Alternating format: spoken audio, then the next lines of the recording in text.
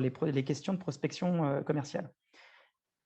Comme vous voyez, donc, il y a 27 membres et ça s'applique partout. Bon, très bien. Et donc, en fait, pourquoi c'est important de le savoir? C'est parce que la première erreur que font les gens, et qui va impliquer donc des erreurs sur la suite sur la prospection commerciale, c'est qu'en fait, le RGPD, la règle de prospection commerciale, ça vient pas du RGPD. À votre avis, les règles de prospection commerciale qui s'appliquent, ça existe depuis quand? Alors, je vois qu'Alexia parle, mais vous n'avez pas votre micro. Je dirais très longtemps. Ça se passe sûrement Ouais. sur les lois du commerce qui existent depuis je ne sais pas combien d'années.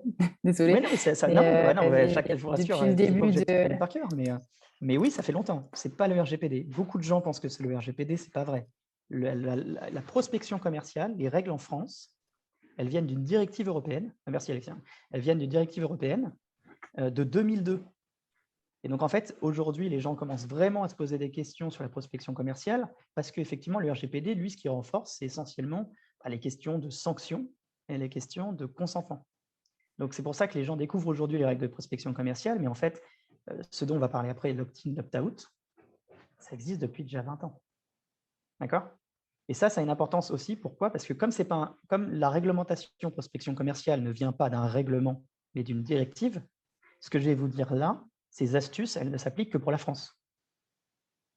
Puisque c'est, comme je vous l'ai dit, l'opt-in, l'opt-out, on va en parler après de ce que c'est des grandes lignes qui ont été mises en place par les directives, mais ce sont des grandes lignes. Après, les pays ils mettent en place ce qu'on appelle des lois spécifiques qui intègrent la directive européenne dans le droit européen. Donc, ça veut dire que chaque pays a une marge de manœuvre. Donc, par exemple, il y a certaines différences, typiquement en Allemagne, où ce que je vais vous dire n'est pas vrai. Ça, ce que je vous dis là, c'est vrai en France. D'accord? Ça, c'est très important. Okay. Après, oui, Excusez-moi, j'ai une question. Et bien du sûr. coup, à titre personnel, moi, je vais faire une activité qui va être à distance et potentiellement en espagnol Oui. et en anglais. Donc, parce que si je comprends bien, les règles de RGPD, on n'en a pas besoin dans les autres pays, même si c'est leur... Non, pardon si je n'ai pas été clair. En fait, il y a le RGPD. Effectivement, c'est la même chose, à quelques exceptions près, c'est la même chose dans toute l'Union européenne. Et c'est ça l'intérêt, c'est que si vous vous mettez en conformité en France, vous êtes tranquille pour tous les pays européens. D'accord? La seule chose qu'il y a à faire après, c'est de changer, de traduire les documents à destination des personnes, comme les fameuses politiques de confidentialité, dans les langues, pour qu'ils comprennent. Mais sinon, le RGPD, c'est une harmonisation justement au niveau européen. Ce n'est pas le cas d'une directive. Une directive, ça donne des grandes lignes, mais après, chaque pays peuvent adapter à leur sauce un peu.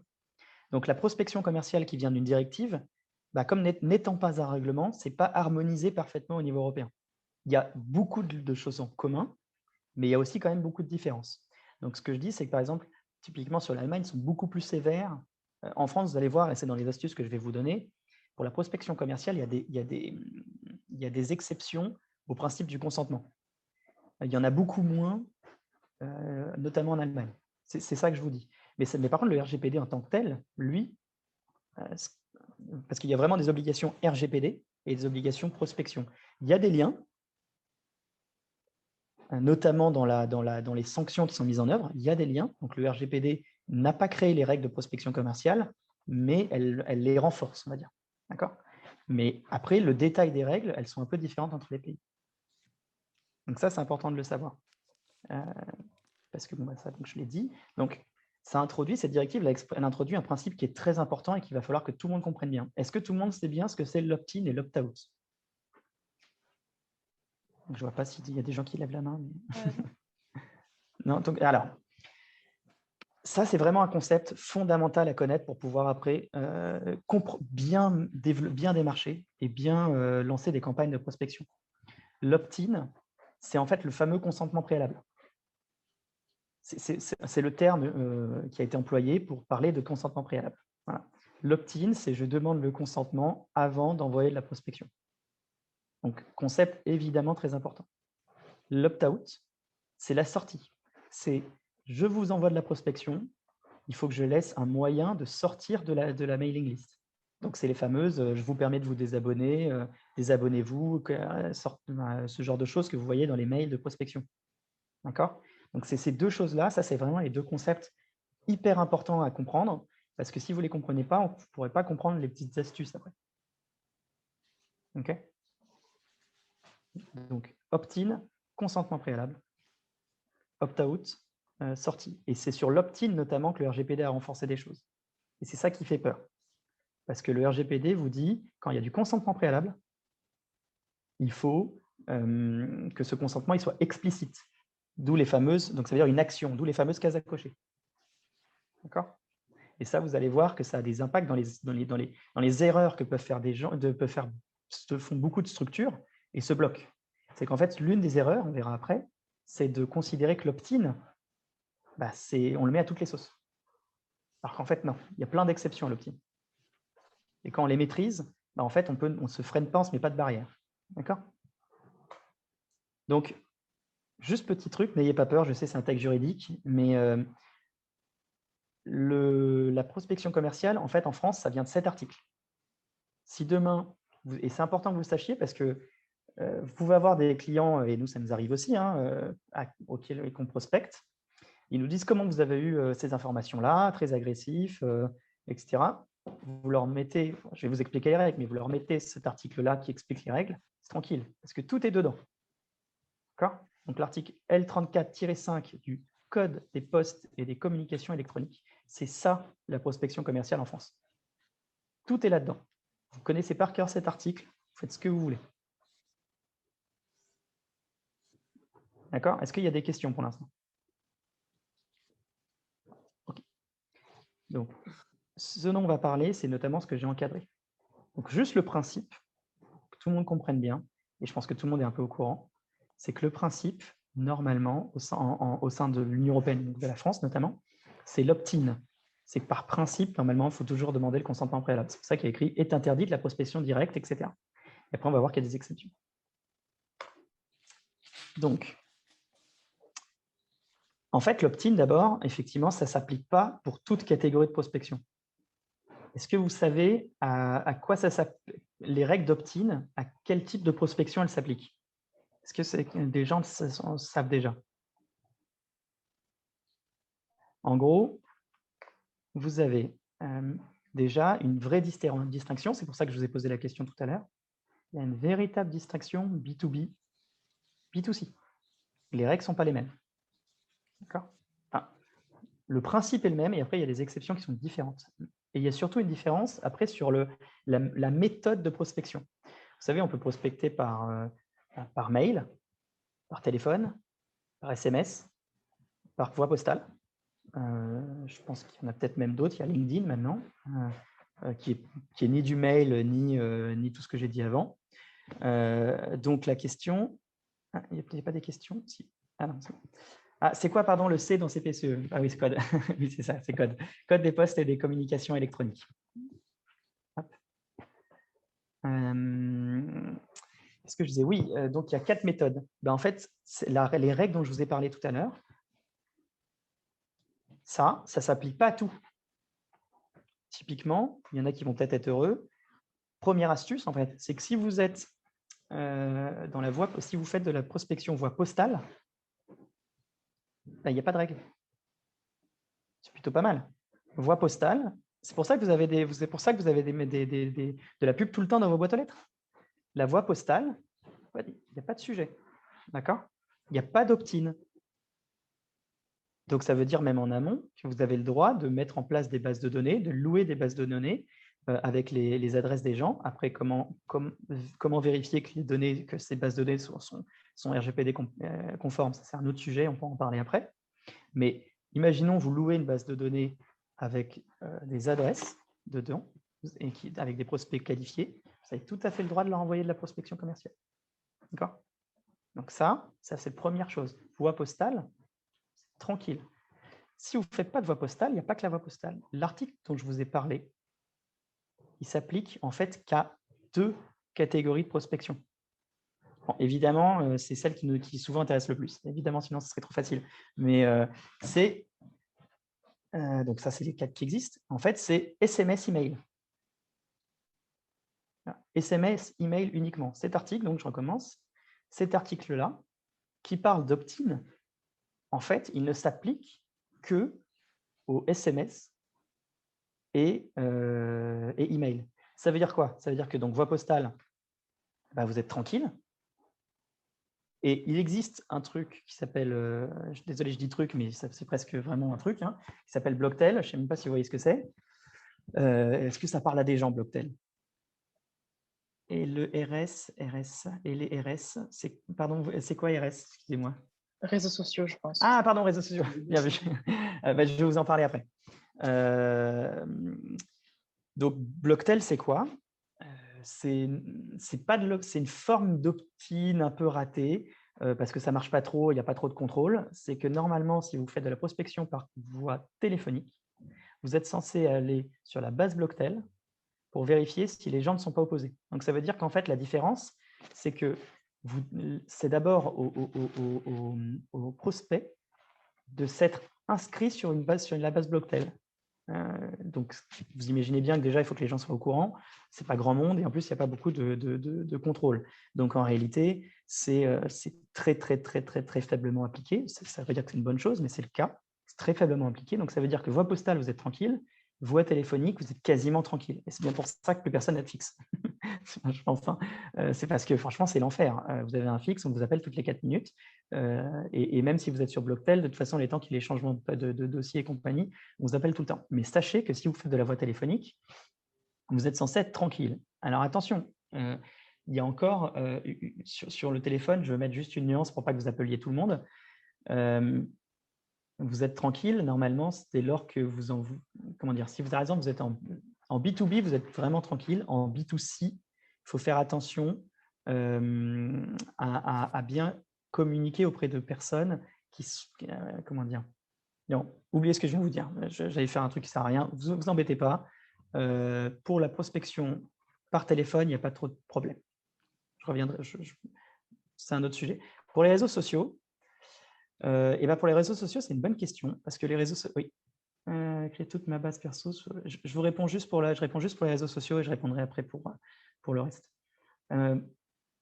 Pour les réseaux sociaux, donc par exemple, prenons LinkedIn. LinkedIn, c'est pas de l'email, c'est pas du SMS, c'est pas de la voie postale, c'est pas du téléphone. Donc comment je fais? La logique voudrait que ça se rapproche quand même, parce que ce que dit le texte, c'est plutôt en fait des communications électroniques. Ça se rapprocherait plutôt d'une communication électronique. Donc, si on est dans le sacre-saint de l'article L34-5, normalement, il faudrait sur LinkedIn permettre un opt-out sur LinkedIn. Évidemment, on voit bien la complexité des choses. Je ne sais pas si vous avez déjà fait de la prospection sur LinkedIn. C'est compliqué de faire de l'opt-out parce que vous n'allez pas mettre un footer en dessous en disant si vous voulez vous désinstruire et compagnie. Ce qui sauve un petit peu, parce qu'il y a des réflexions là-dessus, ce qui sauve un petit peu la chose, c'est que c'est plutôt considéré comme de la conversation. Donc, vous êtes vraiment plutôt dans le cadre d'une conversation où la personne, notamment, vous a accepté comme contact. Et donc, en fait, il y a vraiment cet objet-là où vous n'êtes plus dans le cadre d'une prospection. Donc, il y a un peu un flou, mais aujourd'hui, il ne pose pas trop de problèmes. C'est-à-dire que vous n'êtes pas prêt de vous faire attaquer auprès de la CNIL, par la CNIL parce que vous avez fait de la prospection via LinkedIn. D'accord ? Par contre, oui, ce n'est pas vraiment un sujet aujourd'hui. Facebook, est-ce qu'il y a de la prospection via Facebook? Ce qu'il faut savoir, c'est qu'il y a la prospection directe, c'est-à-dire que je vais directement contacter la personne, et il y a d'abord en amont aussi la création du fichier. Et donc là, d'ailleurs, je pense qu'il y avait la question qui est un peu liée à ça. C'est que mais je vais vous répondre après pour l'adresse personnelle, parce que c'est un truc spécifique. Mais dans la création de base de données, rien ne vous empêche de créer une base de données, même B2C. D'accord ? Ce qui après pose problème, c'est plutôt de contacter. Mais je vais vous expliquer après comment on fait pour contacter, justement, et comment on se limite le moins possible. Je m'apprête à écrire toute ma base de données pour le lancement de ma base de crowdfunding, puis je le faire avec mon adresse personnelle pro. On trouve les limites et les interdits. Alors, si c'est du… Alors, déjà, il ne faut pas le faire avec l'adresse. Il ne faut pas que vous le fassiez avec votre adresse perso. Il faut que ce soit avec l'adresse pro. Sauf si, évidemment, s'il y a des personnes qui sont dans votre cercle personnel, il n'y a pas de problème. En fait, là où il faut faire attention, mais donc, normalement, j'y venais après, mais ça revient à ça, c'est que En fait, comme je vous l'ai dit, normalement, le principe, c'est qu'il y a l'opt-in. Cet opt-in, si j'y vais après. Voilà, c'est là. Donc, le principe, l'opt-in. Si je suis en B2C, donc accrochez-vous bien, parce que c'est vraiment là qu'il y a les choses importantes à connaître. En B2C, d'accord, j'ai à tout moment l'opt-in, normalement. Donc, par exemple, la fameuse case à cocher. C'est-à-dire que si je vais sur un site web, je dois avoir l'opt-in et toujours l'opt-out. Okay, après, on va voir qu'en fait, il y a des moyens de s'en sortir. Mais c'est le principe. En B2B, c'est là la petite chose, petite astuce, il n'y a pas de B2B, il n'y a pas d'opt-in.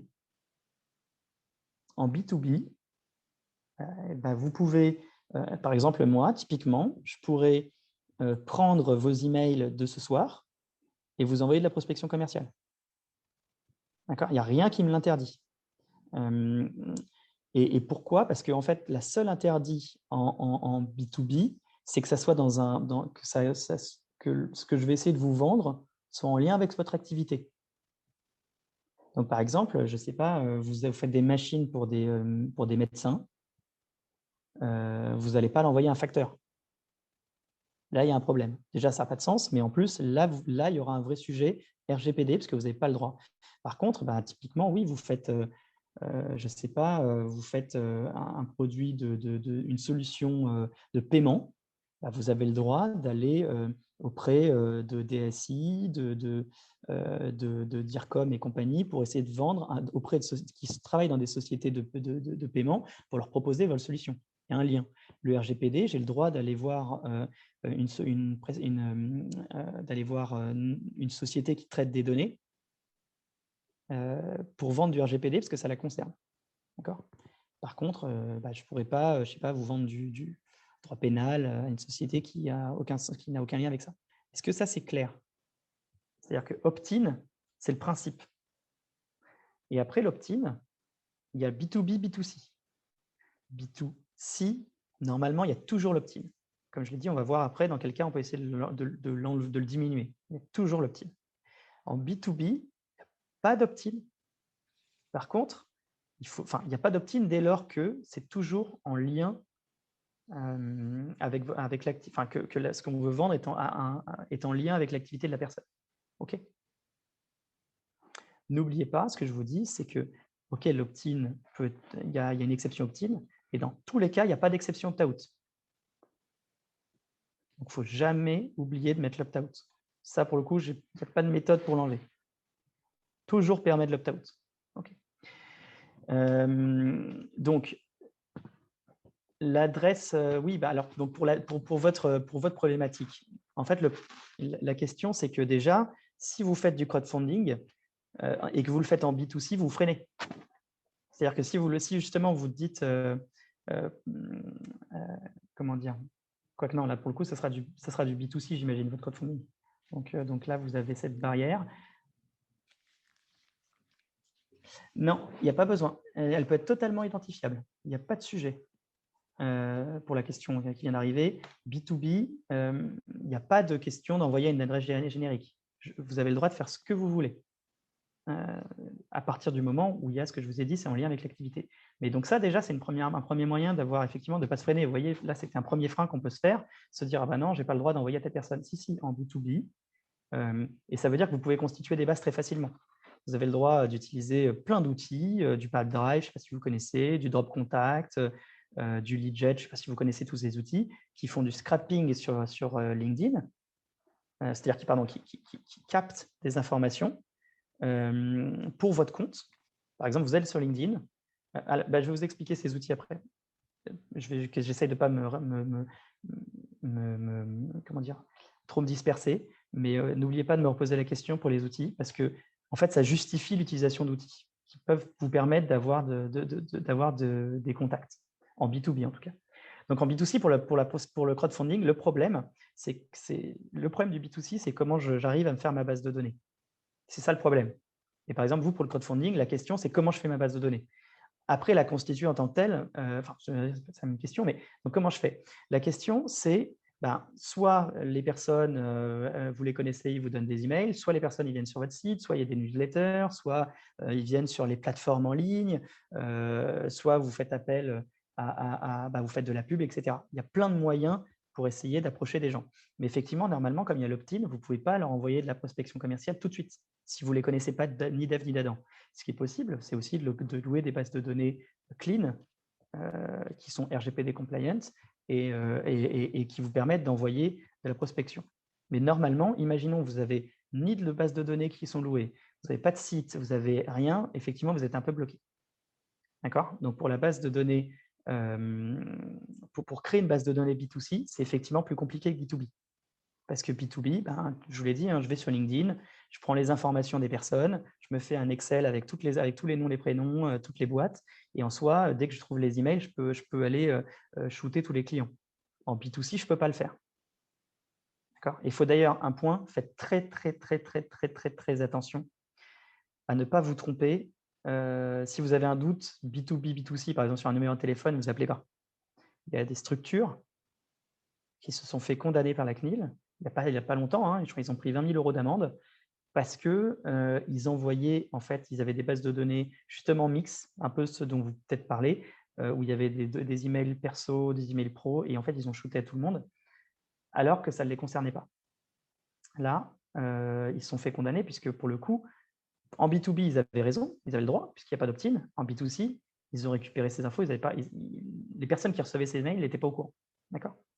Donc maintenant, comment je fais donc pour le B2B, pour le B2C, comme je vous l'ai dit, il y a plusieurs moyens.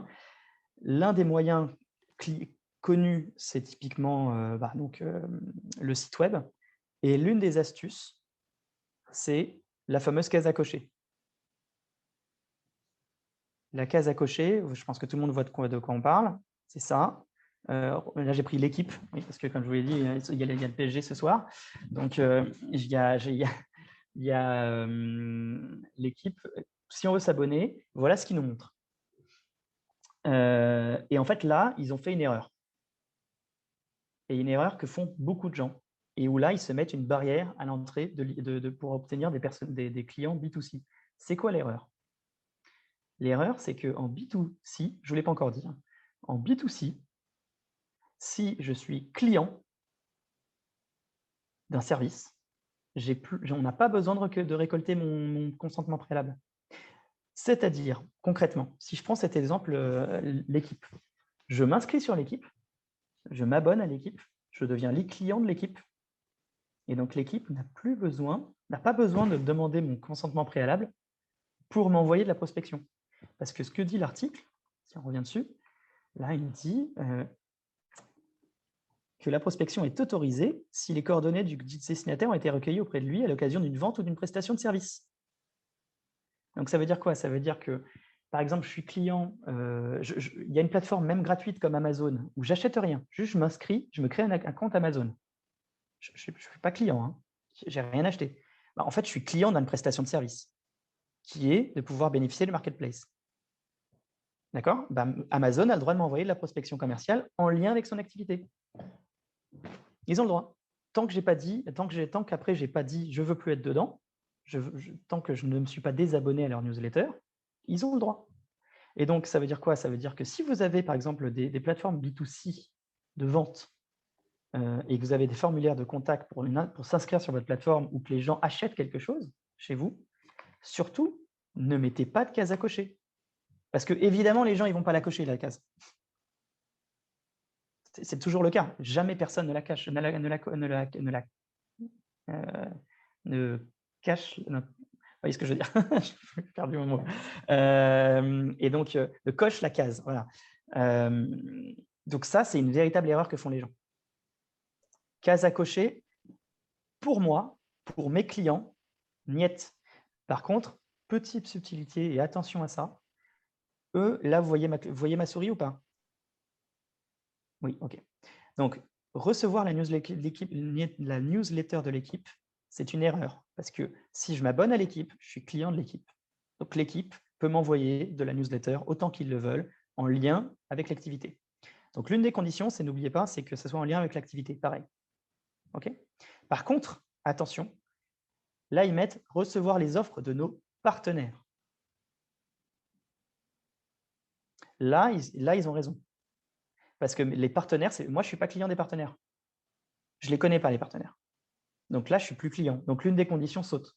Donc, ils sont obligés de demander mon consentement préalable. Et en fait, l'une des questions, c'est, par exemple, comment il y a des prestataires qui vous fournissent des bases de données de prospects qualifiés, c'est via ça, en fait. C'est, je vais cocher recevoir les offres de nos partenaires, qui vont être envoyés à des prestataires qui vont mettre ça dans des bases de données, qui vont après les vendre à des partenaires pour qu'ils puissent vous envoyer de la prospection commerciale. Est-ce qu'il y a des questions? Parce que j'ai donné beaucoup d'infos. Je vais peut-être d'ailleurs résumer. N'hésitez pas. Oui, excusez-moi. Oui. J'avais une question justement par rapport à recevoir les offres des partenaires. Oui. Admettons, si on met dans notre condition générale de vente que par rapport à nos activités, les partenaires sont susceptibles d'avoir les informations des clients, est-ce qu'on est toujours obligé de donner cette option de recevoir les offres de nos partenaires ou pas? Alors, en fait, ce dont vous parlez, c'est là que le RGPD peut avoir une subtilité. C'est que vous parlez,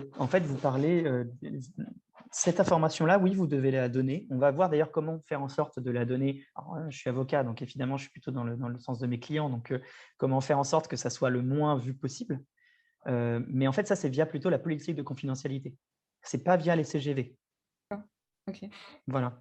Mais effectivement, dans la politique de confidentialité, vous devez informer, parce que ça, c'est un traitement de données notamment, et c'est un destinataire des traitements de données. C'est-à-dire qu'il y a un traitement de données qui est cette collecte et pour la prospection commerciale que vous envoyez à quelqu'un. D'accord? Et en fait, la politique de confidentialité RGPD a vocation à informer les clients, prospects, visiteurs, qui vous voulez, toutes les personnes dont vous traitez les données, elle a vocation à les informer de ça. D'accord?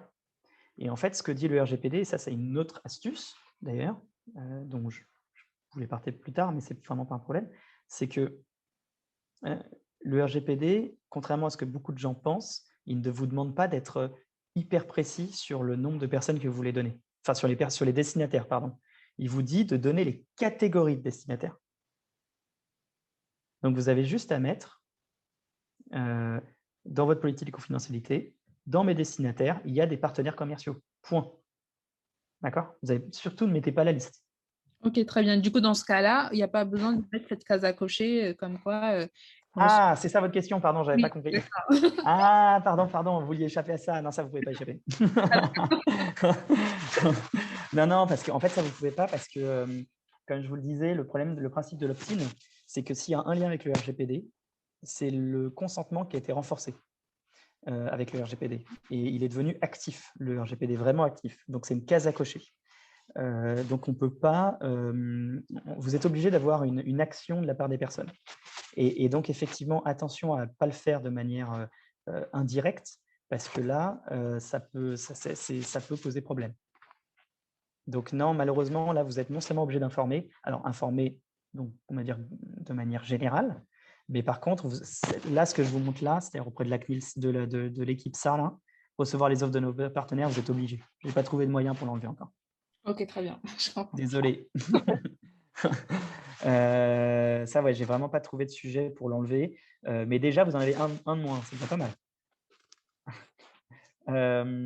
Alors, d'une façon générale, j'ai le sentiment que la prospection semble plus simple en B2B. Oui, c'est vrai. Elle est beaucoup plus simple, parce que comme je l'ai dit, il n'y a pas d'opt-in. Donc, pour résumer, effectivement, parce que de toute façon, ça mérite le coup de revenir dessus une seconde. Prospection, comment ça marche? D'abord, vous avez tout ce qui est voie postale, que ce soit B2B, B2C, voie postale, il n'y a pas de sujet. Voie téléphonique, que ce soit, pour le coup, surtout B2C, il y a Blocktel, enfin B2C, il y a Blocktel, mais en fait, ça ne marche pas. Bon, normalement, je devrais vous dire, on vérifie quand même, mais bon, ça ne marche pas. Donc, ce n'est pas vraiment une contrainte. Après, il y a le SMS et email. Et SMS, email, c'est là qu'il y a vraiment la distinction B2B, B2C. SMS, email, si vous êtes en B2C, normalement, il faut l'opt-in. Sauf, par exemple, si je suis déjà client. Et dans ce cas-là, on peut m'envoyer de la prospection commerciale en lien avec ce que j'ai acheté. Alors, ce lien, il est quand même très général. Hein. Je prends vraiment l'exemple encore de Amazon. J'ai acheté un livre sur Amazon. En fait, Amazon, ils vendent tout, donc ils peuvent m'envoyer de la publicité. Alors, ça sera plus intéressant pour eux de m'envoyer encore de la pub pour des livres, mais ils ont en fait le droit de m'envoyer de la pub pour des casseroles. Ce qui est d'ailleurs un peu dingue, mais en fait, on peut dire que c'est leur activité, c'est de tout vendre. Donc en fait, ils peuvent un peu vous dire tout ce qu'ils veulent. Si on prend un exemple peut-être un peu plus parlant, justement, je vais demain dans une librairie, je suis abonné à la newsletter. La librairie pourra m'envoyer de la prospection commerciale en lien avec la librairie. Si demain, ils veulent vendre des casseroles, ils ne peuvent pas. D'accord ?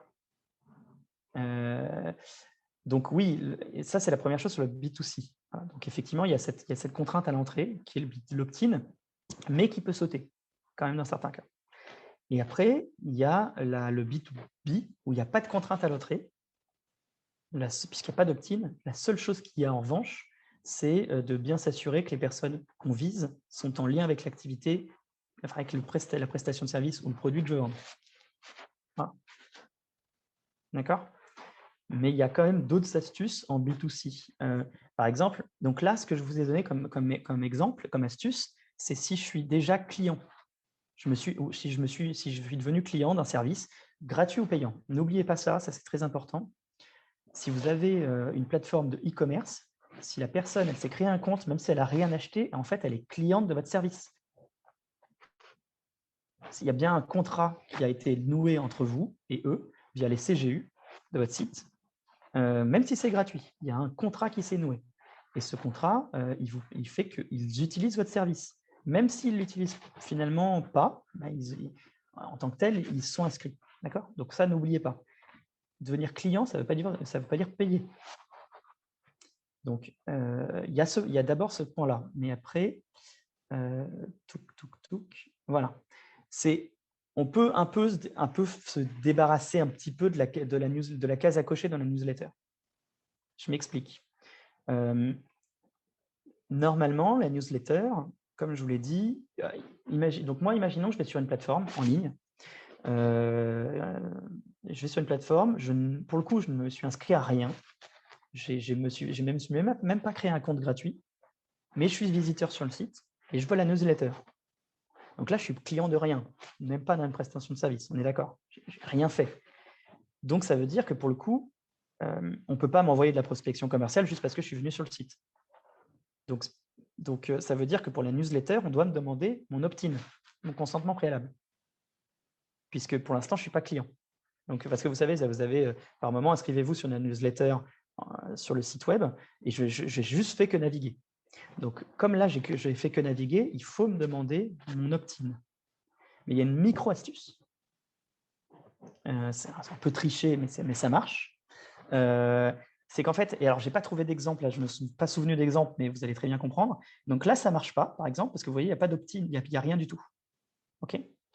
Là, ça marche, puisque vous avez bien… mais non, d'ailleurs, ça ne marche pas. Je vous ai dit bêtise, j'ai mis ça, mais ça ne marche pas du tout. Je recommence. En fait, normalement, il devrait y avoir il devrait y avoir une mention disant « Vous consentez à recevoir la newsletter en cliquant sur la case à cocher ». Donc, ça veut dire que j'informe la personne qu'en cochant, elle recevra la newsletter. Donc là, ce n'est pas bon. Donc, désolé pour le smile, ce n'est pas bon. Ce qui est possible de faire, c'est que là, vous mettez « m'abonner » et en dessous, vous mettez une petite mention qui dit « en cliquant, vous acceptez de recevoir machin ». Et en fait, ça veut dire quoi? Ça veut dire qu'il y a bien un acte actif, puisque la personne, elle clique.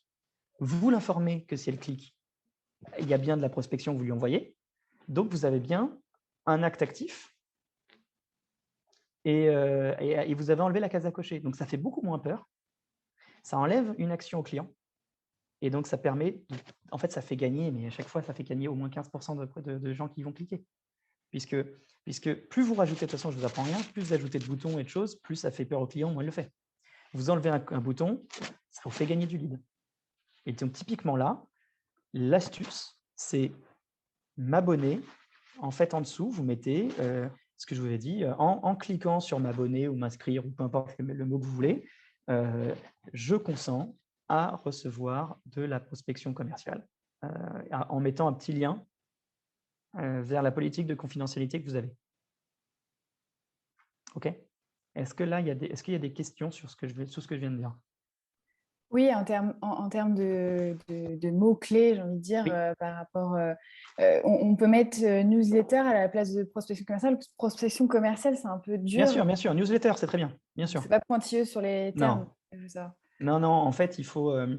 La seule chose qui est importante, c'est que la personne, in fine, elle sache de quoi on parle. C'est tout. Donc oui, vous avez raison. Là, j'ai dit prospection commerciale, mais oui, vous pouvez dire newsletter, vous pouvez dire vous pouvez dire ce que vous voulez dès lors qu'ils comprennent. Vous pouvez l'appeler comme vous voulez. Les offres, les offres aussi, on peut mettre. Offre, Ok. actualité, événement, peu importe en fait. La seule chose, Merci. c'est qu'on respecte bien l'opt-in en amont. Et cet opt-in, il passe par deux choses. C'est l'action, donc le fait de cliquer, et la formation. Voilà. À partir du moment où vous informez qu'en cliquant sur tel bouton, c'est bon, il recevra telle chose, bah, en fait, peu importe le bouton. Et donc, les gens se rajoutent une case à cocher, ça n'a aucun intérêt. D'accord? Donc, pour résumer déjà pour l'instant, dans les astuces. Donc déjà, l'opt-in, il ne s'applique pas, donc il s'applique pas pour tout ce qui est postal, ok, et il ne s'applique pas en B2B. C'est déjà pas mal. Et il ne s'applique pas en B2C si votre prospect est devenu client. Ok, donc ça fait quand même 3 situations où vous pouvez supprimer l'opt-in.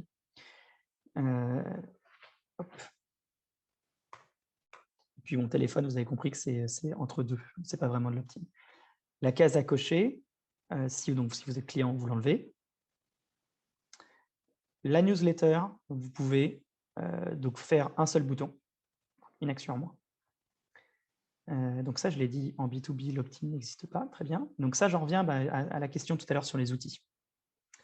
Vous verrez beaucoup d'outils qui vous disent, qui vous permettent d'avoir de la prospection, enfin d'avoir des contacts de prospects, qui vous dit on est RGPD compliant. C'est absurde. Hein, parce que c'est pas pourquoi c'est absurde? Parce qu'en fait, c'est même un peu mensonger. Parce qu'en fait, ils vous disent, limite, si vous les utilisez, ben, vous êtes compliant RGPD. C'est pas vrai. C'est-à-dire que eux qui respectent le RGPD dans leur manière de constituer leur base, c'est très bien. Mais si après vous, avec ces bases, vous faites n'importe quoi, ben, vous n'êtes pas conforme. D'accord? Si par exemple, toutes les règles dont je vous ai parlé tout à l'heure, même en B2B, ben, vous obtenez des données qui sont conformes, mais après vous faites n'importe quoi avec, ça n'empêchera pas que votre responsabilité pourra être engagée, et pas celle de l'outil. D'accord? Donc, vous avez plein d'outils. Comment ça marche? La prospection, comment beaucoup de structures aujourd'hui font de la prospection commerciale. Donc, je ne fais pas de pub. Il y a plein d'autres outils. Moi, j'ai mis ceux-là parce que c'est ceux qu'on utilise ou qu'on connaît, mais ça pourrait être n'importe lequel. Donc, évidemment, il y a LinkedIn. Donc, nous, par exemple, d'IPO, on est en B2B. Donc, on va, par exemple, identifier une personne qui va être dans notre cible. On va aller sur son profil. On a des outils. Alors, il y a différents types d'outils. Soit vous avez des outils qui permettent, comme Leadjet, d'aller sur un profil et en fait, vous appuyez sur un bouton et ça met toutes les informations, enfin, le nom, prénom et le lien LinkedIn se mettent dans Pipedrive. Vous savez ce que c'est Pipedrive ou pas? Alors, en fait, Pipedrive, c'est un outil, une sorte de CRM. C'est une base de données client. Et en fait, ce qui est bien, c'est que ça a plein de liens avec plein d'autres outils. Donc, par exemple, comment ça marche? Vous avez LinkedIn, vous prenez les données LinkedIn, vous les mettez dans Pipedrive. Et en fait, par exemple, vous avez des outils comme Drop Contact, où en fait, Drop Contact, ça va intégrer directement dans votre base de données Pipedrive. Ça va intégrer directement, ça va combler toutes les informations que vous ne pouvez pas avoir. L'email, l'email pro, le numéro de téléphone pro et compagnie. Donc, en fait, vous prenez les noms, prénoms, sociétés des personnes que vous aimez bien dans LinkedIn. Alors, tout ça, c'est du B2B. Hein. Pour B2C, ça n'existe pas trop. B2C, c'est vraiment que le site web, les événements, les machins. On est d'accord, les pubs, les locations de bases de données. Ça, c'est vraiment du B2B. Donc, je prends LinkedIn, je mets les informations dans Pipedrive via Leadjet. Toutes les informations personnelles de cette personne se mettent automatiquement grâce à Drop Contact. Et en fait, après, vous utilisez par exemple Lemlist qui fait des séquençages de prospection. C'est-à-dire qu'en fait, vous allez faire mail 1, il va dire telle chose pour tel X de personnes, et puis au bout de 4 jours, il y a mail 2 qui va s'envoyer. Au bout de 6 jours, ça va demander ça va demander à LinkedIn, ça va demander au prospect sur LinkedIn de le demander sur mon compte. 4 jours après, s'il ne répond pas, ça va envoyer un autre mail et compagnie. D'accord ? Et tout ça, vous avez le droit de le faire, c'est tout à fait conforme au RGPD. D'accord ? Donc ça, il y a plein de gens qui s'empêchent de faire ça, il n'y a aucun problème. Nous, on a rencontré plein de sociétés qui nous disaient « Bon, on utilise ces outils, mais bon, on a un peu peur de se faire taper sur les doigts, donc on le fait vraiment peu, etc. » Aucun sujet. En B2B, il n'y a aucun sujet. Donc, vous pouvez prendre toutes les informations que vous voulez et faire du mailing de 500 personnes. C'est vraiment pas un problème. Dès lors que, 1, ils sont concernés par votre produit, et 2, vous faites l'opt-out. C'est-à-dire que si vous envoie un mail en disant mon coco, je ne sais pas pourquoi tu as mon adresse email et puis tu me supprimes de ta base, là oui, il faut arrêter de le shooter. Est-ce qu'il y a des questions là-dessus? Tu es capable pour refaire ce que vous avez dit. Je ne sais pas s'il y a des tutoriels, parce que c'est vrai que nous, on a eu de la chance d'être formés par des clients. Mais je pense qu'il y en a, hein, j'imagine que oui. J'imagine qu'il y en a, mais ça, je ne peux pas vous dire. Je peux pas vous dire où, je ne sais pas. Mais comme je vous dis, ça, c'est des exemples En tout cas, la manière de faire en B2B, c'est vraiment comme ça. C'est LinkedIn, PubDrive, et il y a un outil qui fait la passerelle LinkedIn PubDrive, qui peut être Leadjet ou un autre. Dans PubDrive, toutes les informations, drop contact, met les contacts dedans. Et après, avec Lemlist, vous faites des campagnes. C'est allé assez vite. Ah, pardon. Est-ce que vous voulez que je répète? J'ai fait une rapide recherche en quelques clics. Apparemment, PyDrive a fait pas mal de vidéos tutoriels. Oui, je pense. Hein. Mais par contre, c'est en anglais. Après, ça, c'est possible. Ça, c'est carrément possible. À mon avis, de toute façon, vous en trouverez. Et c'est relativement facile d'accès. Bon, après, je dis ça, moi, c'est mon associé qui tout fait. Mais c'est vrai que ça aide à grossir énormément. Et donc ça, c'est vraiment pas mal, en sachant que, comme je vous l'ai dit, en fait, avec le RGPD, vous n'avez pas de problématique pour faire ça. D'accord ? Donc, comment ça marche ? Comme je vous l'ai dit, comme il n'y a pas d'opt-in, vous allez sur toutes les informations que vous voulez. Nous, par exemple, on va à des salons et on va regarder quelles peuvent être les sociétés qui peuvent être intéressées. Et en fait, après, on cherche via LinkedIn, via Sales Navigator, c'est une fonctionnalité de LinkedIn, on cherche les personnes, les cibles qu'il peut y avoir dans ces sociétés, on les intègre dans PubDrive, Drop Contact fait le travail de nous donner les contacts, et après, on les contacte via Lemlist. C'est souvent comme ça que font les startups aujourd'hui pour acquérir beaucoup de leads, beaucoup de clients assez vite. Et donc, je vous l'ai dit, en B2C, effectivement, c'est plus compliqué. En B2C, il faut se créer ses bases. Ou alors, il faut les louer. Donc, c'est plus compliqué. Est-ce qu'il y a d'autres questions pour l'instant là, sur tout ce qu'on a dit là? Non, aucune question. Parfait. Quelqu'un lève la main. Ah oui, allez-y. Oui, j'ai une question. Vous m'entendez là? Très bien. Je me mélange les pinceaux avec pas de case à cocher. Ah et oui. en fait, il y a quand même une case à cocher qui paraît évidente donc pour les partenaires. Une autre qui paraît évidente pour la newsletter. Donc la case à cocher qu'il ne faut pas rajouter parce que ça encombre et que ça ne sert à rien, c'est laquelle? Alors, c'est celle en gros, vous avez... après, ça dépend de votre activité. Mais c'est lorsque la personne va devenir cliente, notamment en ligne, si vous avez une possibilité, souvent, par exemple, vous allez avoir un formulaire de contact pour s'inscrire, par exemple, à votre site web, à votre service, peu importe le service. Là, par exemple, j'ai donné l'exemple l'équipe, mais ça pourrait être n'importe quoi. Je donnais l'exemple tout à l'heure de Amazon. je m'inscris sur Amazon, même gratuitement, je deviens client. Mais ça, c'est via un formulaire de contact. D'accord? Et en fait, c'est dans ce formulaire de contact, vous n'avez pas besoin de demander « Est-ce que j'ai le droit d'envoyer de la newsletter ?» Je n'ai pas besoin. Parce que moi, là, si j'appuie sur « Continuer », je deviens client de l'équipe. Et en étant client de l'équipe, j'entre dans l'exception à l'opt-in. Et donc, en fait, en mettant recevoir la newsletter de l'équipe, ils se mettent un frein. Ils se mettent une barrière à l'entrée, puisqu'ils me demandent mon consentement. Donc, si je ne coche pas, ils ne peuvent plus m'envoyer de la prospection. Puisqu'ils m'ont dit que normalement… En fait, là, ils m'ont dit, si tu ne coches pas, je ne t'envoie pas de prospection. D'accord? Donc, ça veut dire que si je ne coche pas, ils ne peuvent pas m'envoyer de la prospection. Sauf que s'ils ne m'avaient rien dit, eh ben, ils avaient le droit de m'envoyer de la prospection parce que j'étais client.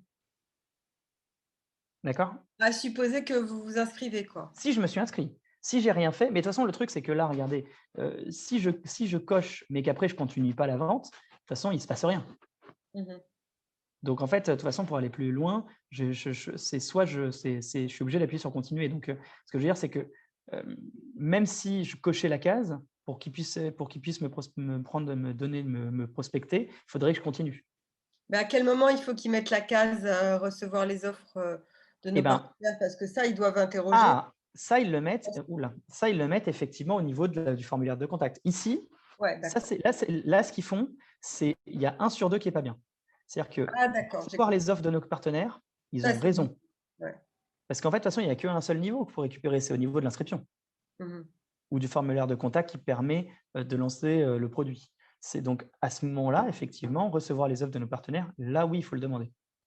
Par contre, pour ce qui me concerne, moi, c'est-à-dire moi, société qui va devenir le prestataire du client, je n'ai pas besoin de lui demander. D'accord. OK. Par exemple, vous vendez quoi, vous? Des vêtements. Donc, par exemple, si vous avez une plateforme en ligne de vêtements, je vais sur votre site. Il y a un formulaire de contact pour potentiellement pour s'inscrire, notamment pour voir le panier et compagnie. Si je vais sur le formulaire de contact, vous n'avez pas besoin de mettre la case à cocher. Est-ce que j'ai le droit de vous envoyer de la prospection commerciale? C'est-à-dire que si moi, demain, je vous achète un bien, si je vous achète quelque chose sur votre plateforme, vous avez le droit de m'envoyer de la prospection commerciale. D'accord. Et je peux vous envoyer la newsletter si je veux? Oui, parce que c'est de la prospection commerciale, en fait. C'est pareil, d'accord. C'est pareil. En fait, on peut l'appeler comme on veut, mais newsletter, c'est ce qu'on disait tout à l'heure, c'est le mot gentil pour dire prospection commerciale. D'accord. Donc vous avez tout à fait le droit.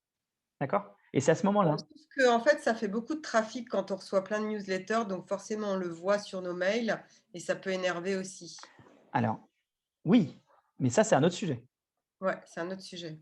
Ça, c'est un sujet de régulation de vos mails et de savoir effectivement comment ne pas noyer le client, le prospect dans les mails. Mais la question, c'est de savoir déjà que vous n'avez pas de contrainte à le faire. D'accord, ok. Voilà, d'accord? Par contre, si vous mettez la case à cocher, vous vous contraignez. Plus personne ne cochera la case. Personne. Je pense qu'ici, personne ne cocherait la case. Non? Moi, je ne la cocherai pas, en tout cas. Non, non plus. Donc voilà, mais il y a encore un autre point important. C'est ça. C'est la durée de conservation. Combien de temps vous pouvez la conserver, la donnée? Que ce soit B2B, B2C d'ailleurs, pour le coup, c'est pareil. Je m'explique. Donc, par exemple, Hélène, je vais sur votre plateforme, j'achète une jupe et combien de temps vous pouvez m'envoyer de la prospection commerciale? Donc, on a bien dit que vous n'aviez pas besoin de me demander en amont est-ce que vous aviez le droit. Donc, vous pouvez m'en envoyer. La question maintenant, c'est combien de temps vous pouvez m'en envoyer? Et ouais.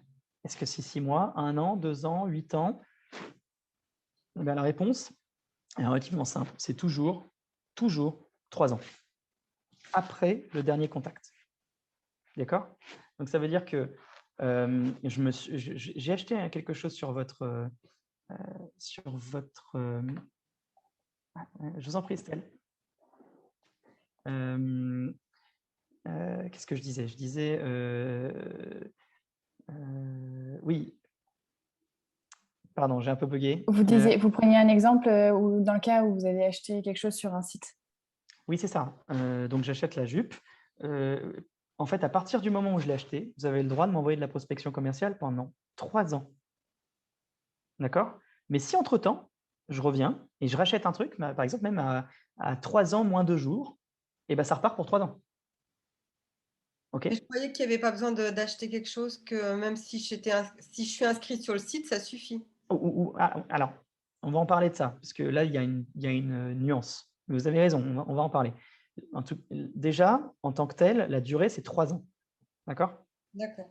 3 ans normalement. 3 ans à partir du dernier contact. OK? Et donc ça marche dans quand même pas mal de cas. Et ce qu'il faut savoir, c'est que n'oubliez pas l'opt-out. C'est que c'est 3 ans, oui, sauf s'il y a eu un opt-out. C'est-à-dire que si, au bout d'1 an et demi, je reçois un mail et puis là, je me dis: «Ah bah, j'en ai marre, je me désabonne», fini. C'est fini, d'accord? Par contre, effectivement, c'est 3 ans tant que je ne me suis pas désabonné. Et puis ça repart à chaque fois qu'il y a un nouvel achat ou un nouveau contact. Et vous avez tout à fait raison, Hélène, par rapport à la situation dans laquelle je suis inscrit sur un site. Et bien là, si je suis inscrit sur un site, normalement, je suis censé être toujours utilisateur du site sur la longueur. Donc, c'est toute la durée de l'utilisation et quand ça s'arrête, 3 ans. D'accord? Mhm. Après, là, ça pose une autre problématique qui n'est pas une problématique RGPD, pour le coup, qui est plutôt une problématique de CGV ou de CGU. C'est-à-dire que si vous avez des gens, une base de données clients inactive pendant 15 ans, ça ne vous donne pas forcément beaucoup de valeur et ça peut même par moment poser presque des problèmes de sécurité. Donc, au-delà, ce que je veux dire, c'est qu'au bout d'un moment, de toute façon, vous avez tout intérêt à ce que la personne, à lui envoyer un mail pour dire est-ce que vous êtes toujours là, parce que si ça ne vous intéresse pas, on vous supprime votre compte. OK? Mais ça, ce n'est pas du RGPD. C'est plutôt une question de sécurité pour vous. Et ça se fait dans les CGV, disons, je sais pas, au bout de 2, 3, 4 ans d'inactivité, on décide de vous supprimer votre compte. Mais tant qu'il n'a pas supprimé, dans l'absolu, il n'y a rien au niveau RGPD qui vous interdit d'utiliser ces données. OK? Est-ce que c'est assez clair? Oui, oui. Est-ce qu'il y a d'autres questions sur ce qu'on vient de dire déjà jusque-là? Pour la durée de conservation, est-ce que c'est clair? Parce que, par Par rapport au exemple, dernier, oui, moi j'ai allez-y, une je vous en question prie. pour être Bien un peu sûr. plus précis sur l'aspect dernier échange. Ça peut vraiment Oui. être la dernière si on envoie une newsletter, par exemple, ça n'a jamais été un client. On a envoyé plusieurs newsletters avec nos offres ou avec des nouveautés, bref. Et en fait, à chaque fois, elle est ouverte. Est-ce que c'est considéré comme une dernière Très bonne activité? question. Vous avez raison de demander, j'aurais dû préciser, très bonne remarque. Non, parce que si vous appelez ouvert, j'ouvre mon mail, ce n'est pas une activité. Non, ce qui serait une activité, c'est revenir sur le site, racheter quelque chose, m'inscrire à un événement.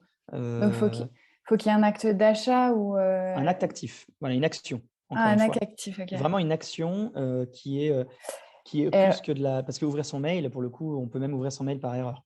Du coup, je vais aller plus loin dans ma question. Ouais. J'ouvre mon mail et je clique dessus pour aller sur mon site, par exemple. Oui, et Ça marche?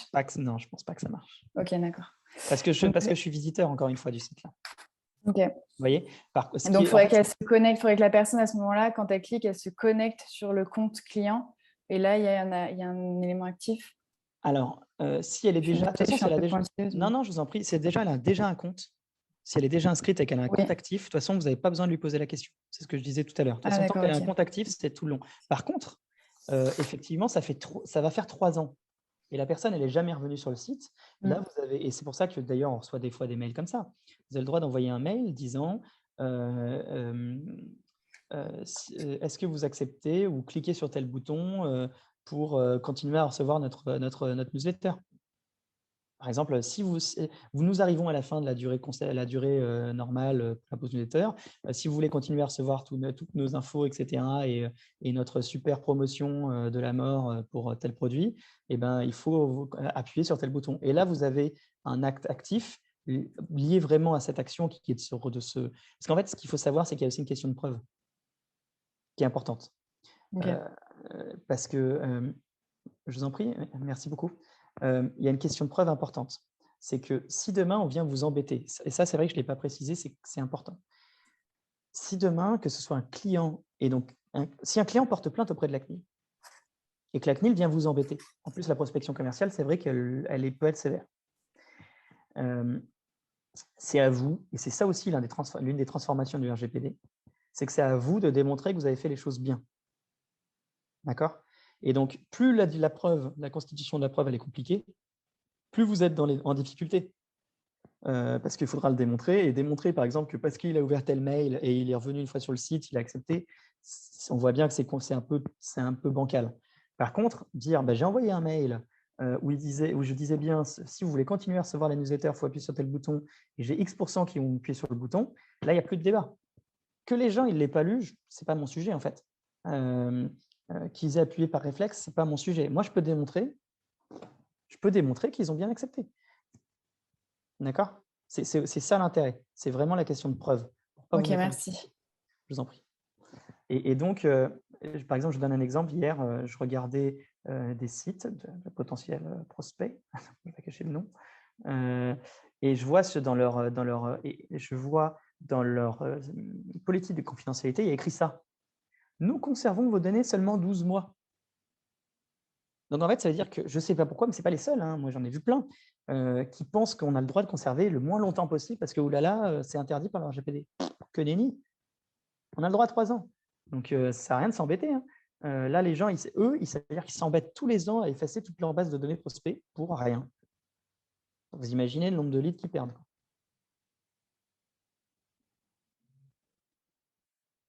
D'accord?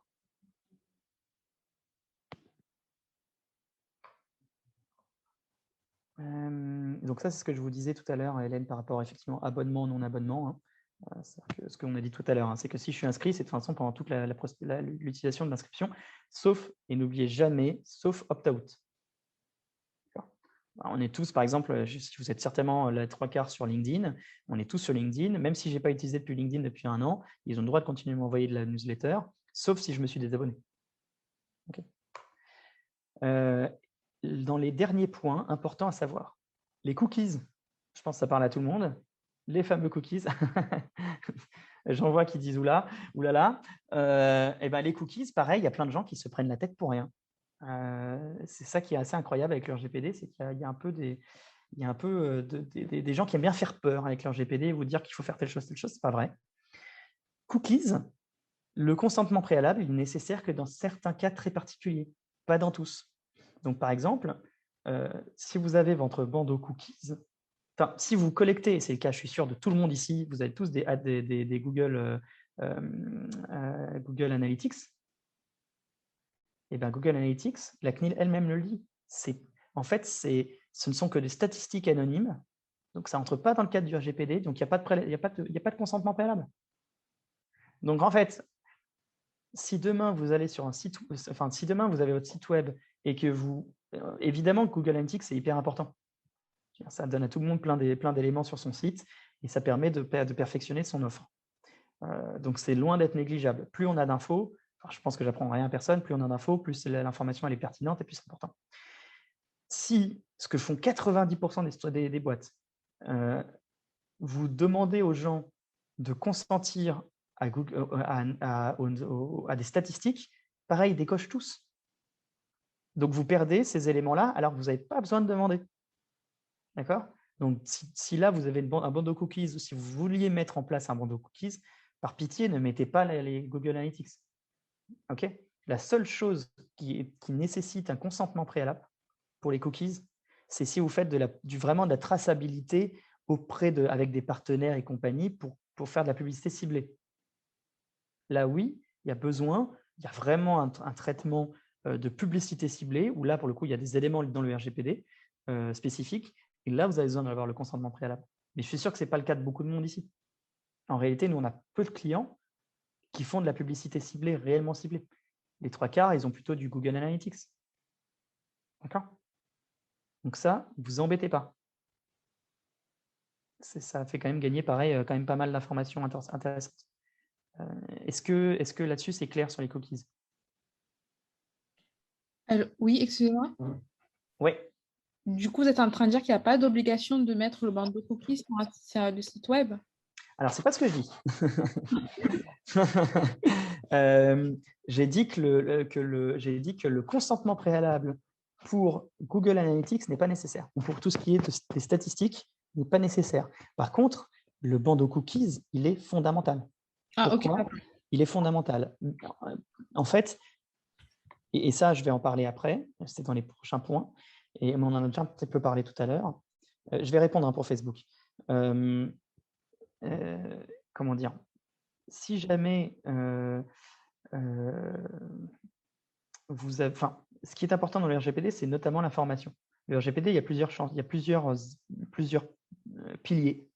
Et l'un des piliers, c'est l'information. C'est le plus connu. C'est notamment la fameuse politique de confidentialité.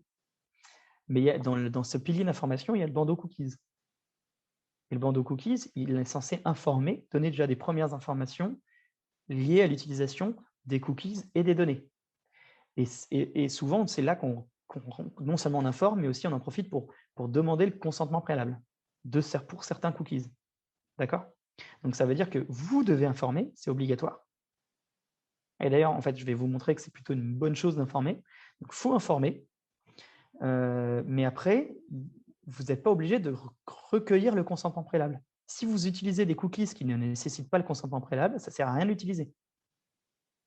Est-ce que c'est plus clair ou pas trop? Oui, c'est bon, j'ai compris. Et donc, pour le lien Facebook, tout dépend du lien, tout dépend de ce qu'on utilise.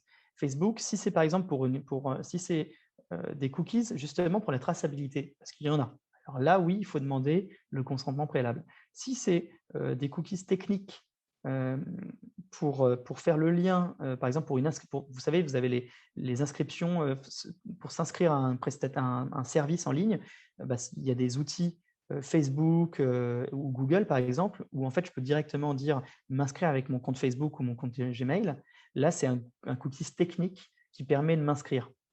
Donc là, il n'y a pas besoin de demander de consentement préalable. Ce qu'il faut bien savoir, en fait, pour les cookies, c'est que vous avez deux catégories de cookies. Vous avez deux catégories. 3. Catégorie 1, c'est les cookies techniques, vraiment techniques, qui font fonctionner le site. Par exemple, il peut y avoir ceux dont je vous ai dit, Facebook, Google, pour s'inscrire, c'est une fonctionnalité du site. Si vous le supprimez, ça ne marche plus. Et c'est pas la même chose. Il n'y a pas que Facebook, il y a aussi, si nous, on avait des clients qui demandaient le consentement préalable de cookies pour mettre des vidéos de leurs vidéos YouTube. C'est technique. Il n'y a pas besoin de demander le consentement préalable. Après, vous avez ce qui est statistique. Dès lors que c'est anonymisé, les Google Analytics et compagnie, pas de problème, pas de consentement préalable. Et il y a par contre la traçabilité, publicité ciblée. Et là, par contre, si vous avez des cookies, donc Facebook, il y a la publicité ciblée, oui, là, c'est consentement préalable. Dans mon cas, en fait, j'ai un lien qui va sur ma page Facebook, mais sans que ça aide. C'est juste pour dire, voilà, s'il veut s'abonner, il peut cliquer sur. Ah oui, d'accord. Alors ça, si c'est juste ça, pareil, en fait, c'est un cookies technique qui permet de s'abonner. Donc là, il n'y a pas de problème. Ok. Pas de consentement préalable.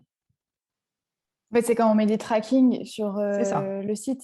C'est ça, exactement. les codes qu'on met sur les boutons et comme ça, c'est à ce moment-là qu'on doit… C'est ça. Dès qu'il y a du tracking, c'est ça. Dès qu'il y a du tracking, là, il faut demander l'autorisation pour le tracking. Par contre, pour tout ce qui est technique, pas besoin. Ou statistique. Et ça, pareil, sur le statistique, ça vous enlève quand même une épine dans le pied. D'accord? Ok, mais la frontière, elle est un peu fine parce que Facebook, en ça, quand on fait de la communication dessus, en tout cas, en l'utilisant avec, ils n'utilisent pas forcément les données des gens. Ça reste quand même… Nous, on n'a pas… quand je fais une campagne de vidéo, par exemple, qui atterrit après sur le site, et après, j'ai des trackers sur le site qui me permettent de savoir jusqu'où le client est allé. Quand je suis sur Facebook, je ne sais pas qui exactement y est allé, mais je sais, par exemple, que la vidéo m'amène jusque, par exemple, à la robe bleue au prix de Pierre. Mais là, vous voulez parler des outils de publicité Facebook. Oui, enfin Facebook ou même généralement les réseaux sociaux qui aident énormément quand on est en B2C pour ça. Mais du coup, là, ma question, j'arrive pas à savoir la barrière fine avec ça parce que est-ce que dans ce cas-là, j'ai quand même besoin de mettre des cookies et donc d'avoir le consentement? Alors, En si soi, vous- Facebook traque. Facebook sait que moi, par exemple, Alexia, j'ai vu la vidéo et que je suis allée sur le site jusqu'à la robe. Mais l'entreprise, elle, n'a pas cette information-là. Ouais, mais en plus, c'est pas sur votre site, ça. C'est Bah, chez eux. normalement, ça passe sur mon site. Enfin, c'est Facebook qui met une pub et après, ça passe sur mon site. Et Facebook récolte les données qu'il y a sur mon site aussi. Ah oui, bah ça, si, ça, il faut le consentement préalable, normalement. Ok, d'accord. Mm, mm. C'est Mais- ok, typiquement le d'accord. genre de choses où il faut le consentement préalable. Ça marche. Merci. Je vous en prie. Mais ce qui pose après, bon, là, on n'est pas là pour faire des enjeux philosophiques, mais ça pose des problématiques importantes pour les sites web, hein, de monétisation et compagnie, parce qu'évidemment, que ça, c'est très important pour beaucoup de sites. C'est un autre sujet, mais oui, on verra dans quelques années quel va être l'impact de ça, mais c'est typiquement là qu'il faut demander le consentement. D'accord. Et juste un point sur le consentement qui est important. Après, bah, justement, si vous ne savez pas comment faire, il y a des outils. Alors, je ne suis pas là pour faire de la pub, hein, c'est juste j'en connais 2-3, qui sont des outils assez simples, donc qui ont même souvent des fonctionnalités gratuites, en tout cas dès lors que vous n'avez pas de truc de tracking. Donc, si c'est que du statistique et compagnie, ça le fait pour vous. Par exemple, il y a un outil que nous on utilise pas mal qui s'appelle Acceptio, et qui est relativement simple d'accès et qui permet de mettre sur votre site des bandeaux cookies. Ah, ben voilà. Voilà, ça c'est plutôt pas mal. Et en plus, ils sont français, c'est toujours quand même pas mal. Enfin, je ne veux pas faire Ce que je veux dire, plutôt, c'est que c'est l'Union européenne, quoi. Le nom, c'est Acceptio. Attendez, je vais vous le marquer. Ah, j'arrive pas à le mettre. Ah si, attendez, tac, envoyez à tout le monde. Voilà. Hop, Acceptio. Il y en a d'autres, hein, mais non, c'est celui qu'on connaît parce qu'il est plutôt simple à utiliser. Donc ça, je vous l'ai dit. Ah oui, ça c'est un dernier. Donc dans les derniers points en fait, qui revient à peu près à ça. Attendez. Ah oui, non, je vais faire dans l'ordre. Ce qu'il faut se rendre compte, ça va vous faire peur, mais c'est ça. En fait, aujourd'hui, voilà, j'en vois qui ont les yeux qui. En fait, il y a eu un sondage IFOP. Alors, j'ai oublié de mettre je suis navré, j'ai oublié de mettre la référence là, mais il y a eu un sondage IFOP, je pourrais vous le retrouver si vous voulez, qui disent que je crois que c'est même 41% des Français lisent la politique de confidentialité et 60% des Français considèrent avoir une mauvaise image des sites web à cause des données personnelles. Donc aujourd'hui, les données personnelles, c'est un frein réel pour la vente. C'est-à-dire qu'en fait, quand un prospect vient sur un site web, évidemment, tout le monde sait qu'il y a la première image qui compte, les 5 premières secondes où il se dit est-ce que c'est joli, est-ce que c'est pas joli, machin. Mais il y a aussi, est-ce qu'il y a les éléments RGPD à mettre en œuvre, les mentions légales spécifiques, des politiques de confidentialité qui sont claires, le bandeau cookies et compagnie. Et en fait, si vous avez pas tout ça, maintenant, ça éveille la curiosité, enfin, ça éveille la suspicion auprès de beaucoup de gens. Donc, ça va paraître bizarre, mais plus vous êtes bon RGPD, plus en fait vous avez une meilleure image auprès de vos prospects, et donc plus ils ont tendance à acheter. Ok. Et ça, là, il y a un truc qu'il faut faire attention, et en plus, ça va pour le coup vous soulager. Vous n'êtes pas obligé de faire une usine à gaz avec le RGPD. Je m'explique. C'est ce que je disais tout à l'heure par rapport à la politique de confidentialité. Dans la politique de confidentialité, il faut informer les gens, ou dans la politique cookies, il faut informer les gens de la manière dont on traite leurs données. L'erreur que font beaucoup de personnes, c'est d'en mettre des caisses.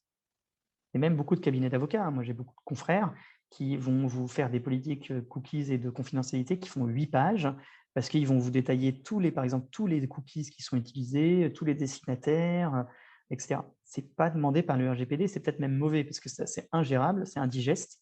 Les gens ne le lisent pas, ça leur fait peur.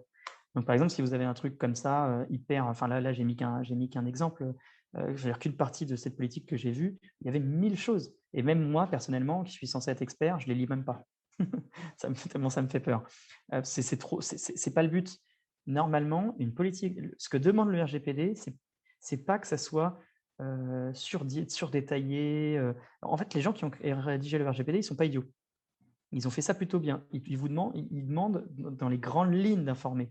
Mais il y a des informations à donner, mais dans les grandes lignes. Et donc là où je veux en venir, c'est que si vous avez des politiques de confidentialité horribles, déjà qui ne donnent pas toutes les informations, mais en plus horribles à lire, etc., en fait, ça peut faire peur aux gens, et de plus en plus.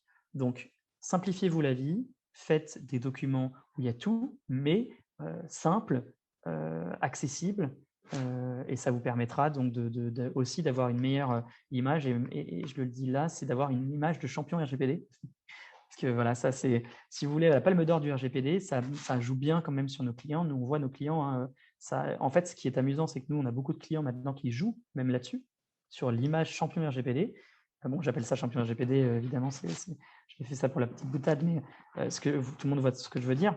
Nous, on a vraiment des clients qui ont augmenté dans leur campagne de prospection, ça fait partie de leur vente. C'est-à-dire, on est RGPD conforme, on a des logos, des labels RGPD conformes, on a un DPO, on a des politiques nickel, et on vend ça aux clients. Et ça marche très bien.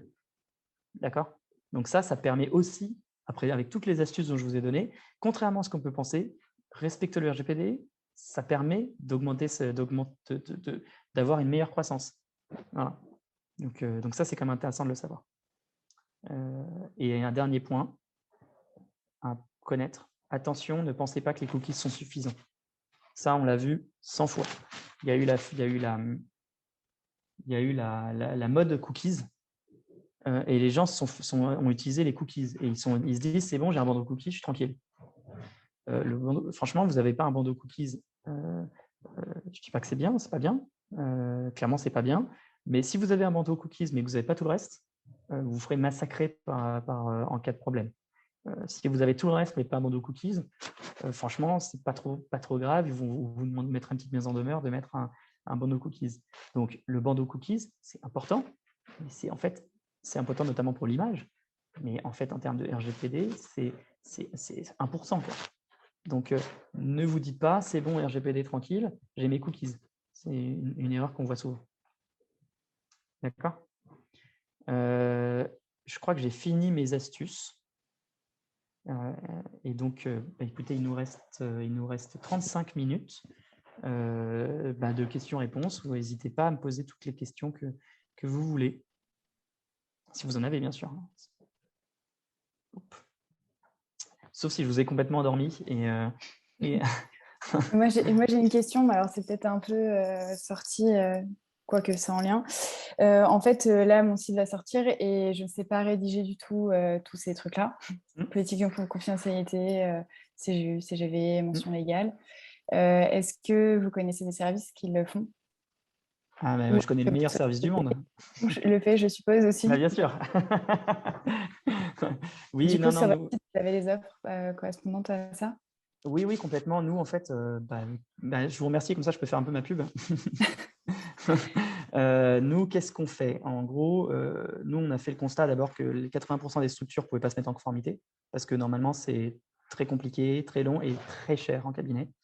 Et donc, nous, en fait, qu'est-ce qu'on fait? C'est qu'on a simplifié toutes les étapes du RGPD. Et donc, quand on met en conformité une structure, on la met entièrement. C'est-à-dire qu'en fait, nous, il y a des DPO pour le prix d'un site web, juste des politiques de confidentialité. Nous, on fait tout.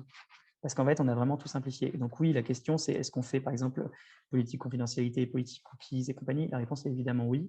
Et comment on fait? En fait, on fait très simplement. Nous, on vous envoie un questionnaire où vous nous dites, par exemple, la prospection commerciale, on sait déjà que vous en faites. Donc, dans nos documents, il y a déjà la prospection commerciale. Ça ne sert à rien de réinventer la poudre.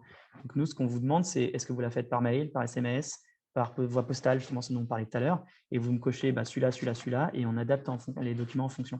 Et ce qui fait que ça permet pour vous de gagner énormément de temps, pour nous de gagner énormément de temps, et d'avoir une conformité beaucoup plus rapide. Voilà. Et je ne sais pas si vous êtes BGE Club.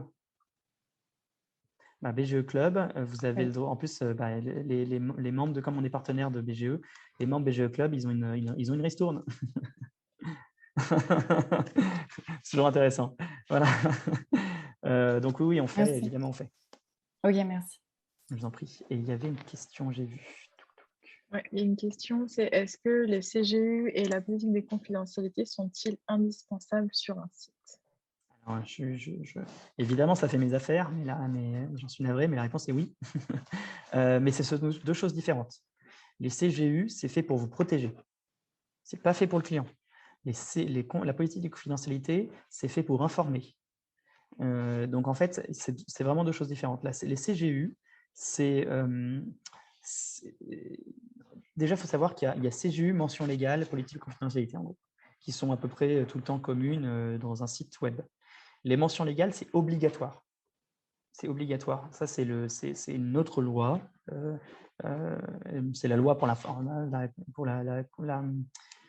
confiance en l'économie numérique. La LC, comment on dit,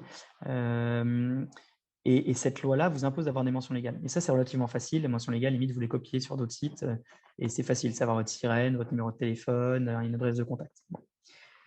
Donc ça, c'est légal, c'est obligatoire. Les CGU, c'est pas légal, c'est pas obligatoire.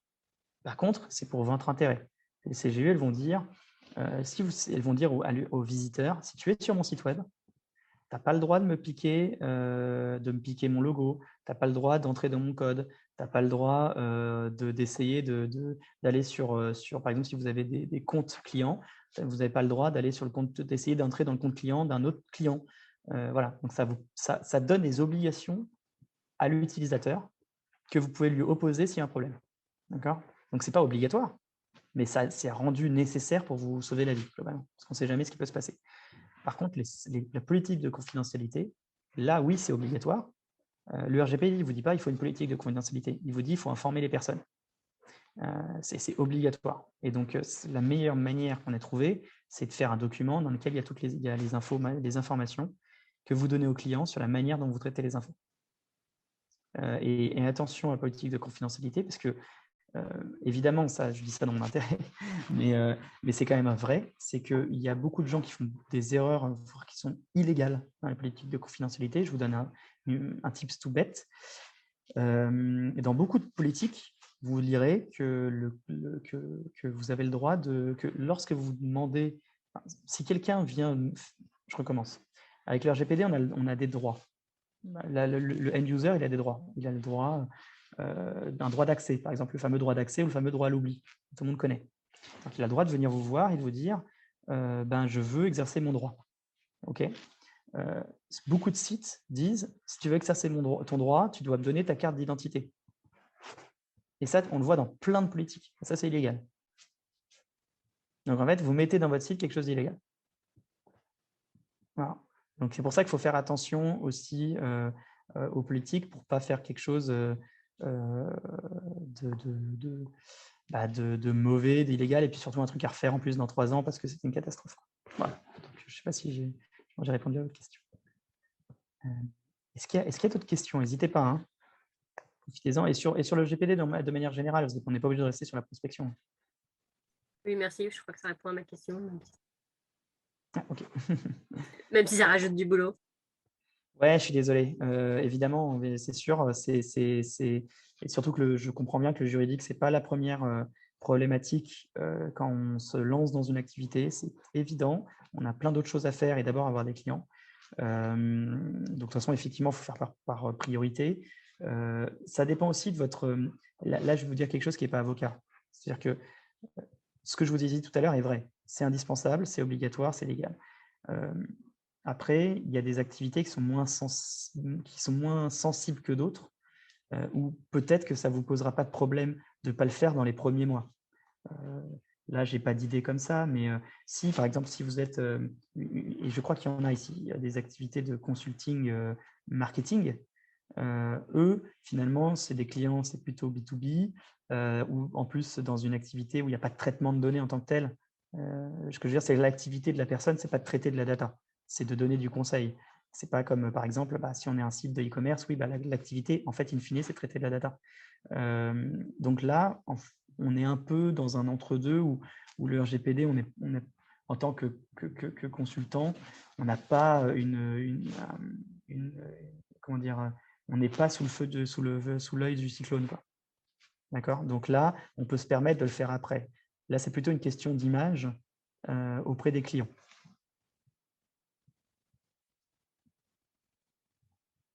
Est-ce qu'il y a d'autres questions? Il y en a qui ont pas parlé. Hein.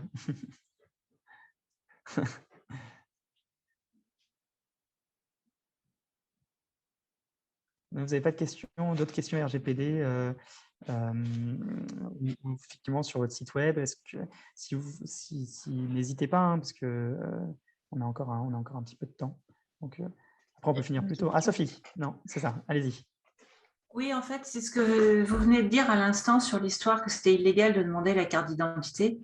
Oui. Effectivement, je l'ai dans les miennes, je crois, parce que c'est ce qu'on voit dans tous les modèles. Ah oui. Mais Ah en oui. fait, moi, je sais pas, comme ça, spontanément, je pensais que c'était pour être sûr que la personne qui nous demandait l'exercice des droits était la bonne. Parce qu'imagine qu'il y ait quelqu'un qui s'amuse comme ça parce qu'il y a un concurrent ou je sais pas trop quoi et qui nous dise oui, supprimez les données, alors qu'en fait, la vraie personne ne veut pas, quoi. Ah bah, je dis pas que c'était des mauvaises intentions et que c'était malveillant. Et je comprends c'est tout à fait, c'est tout à fait logique. Mais en fait, c'est écrit noir sur blanc pour le coup dans le RGPD. C'est même pas une interprétation, c'est écrit noir sur blanc qu'on ne peut pas prendre la politique, la carte d'identité comme ça. On a le droit de la demander uniquement si on a un doute sur l'identité des personnes qui demandent. Ah, d'accord. C'est uniquement dans ce cas-là. D'accord, ok. Voilà. Bon. Et en fait, vous verrez que en général, en tout cas aujourd'hui, quand il y a une demande d'accès, c'est plutôt assez sérieux. J'ai encore jamais vu une demande qui était justement malveillante. Après, ceci dit, faites attention à un truc, parce que vous avez soulevé un point très important, c'est effectivement les concurrents. Les concurrents, ça peut arriver, moi j'ai déjà vu, des concurrents qui utilisent le RGPD pour embêter son concurrent. Là, il va aller voir sur les sites, il va voir que ça va, qu'il n'y a pas tout ce qui va bien, et il va faire une demande de droit d'accès. Alors, je vous rassure, il va certainement pas faire une usurpation d'identité, il va plutôt demander à son petit frère ou sa petite sœur ou quelque chose comme ça, et il va lui dire tu peux t'inscrire et faire une demande de droit d'accès. Ça arrive. Et effectivement, là, c'est branle-bas de combat, qu'est-ce que je fais? Catastrophe. Et là, et là, souvent, on va payer beaucoup de frais d'avocat un peu pour rien. Donc ça, effectivement, attention à ça, mais vous inquiétez pas sur la carte d'identité, il n'y a pas trop de risques. Je pense qu'ici, il n'y a pas encore des gens qui ont des salariés, ou il y a des personnes qui ont des salariés. Non.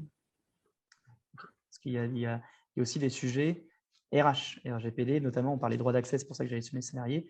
Droit d'accès, le jour où vous aurez des salariés, ça arrivera. Parce que le RGPD, c'est devenu le levier numéro 1. C'est la palme d'or des leviers de négociation RH. Et est-ce qu'il y a du coup un sujet quand on a des sous-traitants? Oui, tout à fait. Un vrai sujet. En fait, si vous avez des sous-traitants au sens du RGPD, donc des prestataires techniques, pour que tout le monde comprenne bien, un sous-traitant au sens du RGPD, ce n'est pas forcément un prestataire technique. C'est celui qui va traiter des données pour le compte d'un autre. D'accord ? Je vous en prie, merci Mathieu. Bonne soirée. Et donc c'est celui qui traite les données pour le compte d'un autre. Les plus connus, ça va être OVH, chez qui vous hébergez, qui héberge vos données, Google Drive, chez qui, pareil, vous hébergez vos données. Tout à l'heure, je vous montrais tous les outils de prospection commerciale. Mais en fait, ils traitent des données pour votre compte. Donc, pareil, ce sont des sous-traitants au sens du RGPD. Comment je fais aussi, par exemple, tout ce qui est prestataire de mailing. On en a parlé, pour faire de la newsletter, pour faire de l'envoi de mail. Ce sont des sous-traitants au sens du RGPD. Et effectivement, vous avez une obligation de les contrôler. Et là, c'est normalement très compliqué. Parce qu'il faut d'abord identifier qui est prestataire, qui n'est pas prestataire, au sens du RGPD, qui est sous-traitant, qui n'est pas sous-traitant. En plus, il y a… donc, je recommence pour que tout le monde comprenne bien. Vous avez une obligation de les contrôler. Et ce contrôle, il n'est pas technique.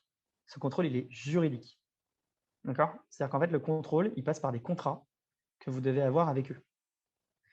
Et aussi par des audits juridiques que vous devez mener tous les ans.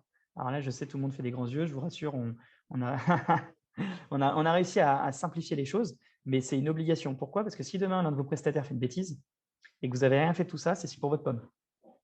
C'est vous qui êtes responsable des données de vos clients, ce n'est pas eux. Eux, ils ont une responsabilité vers qui vous pourrez vous retourner s'ils ont fait des bêtises. Mais ce qu'il faut comprendre en termes de responsabilité, c'est que vous avez une obligation de moyens. C'est-à-dire que vous ne pouvez pas empêcher que votre prestataire il ait fait une bêtise.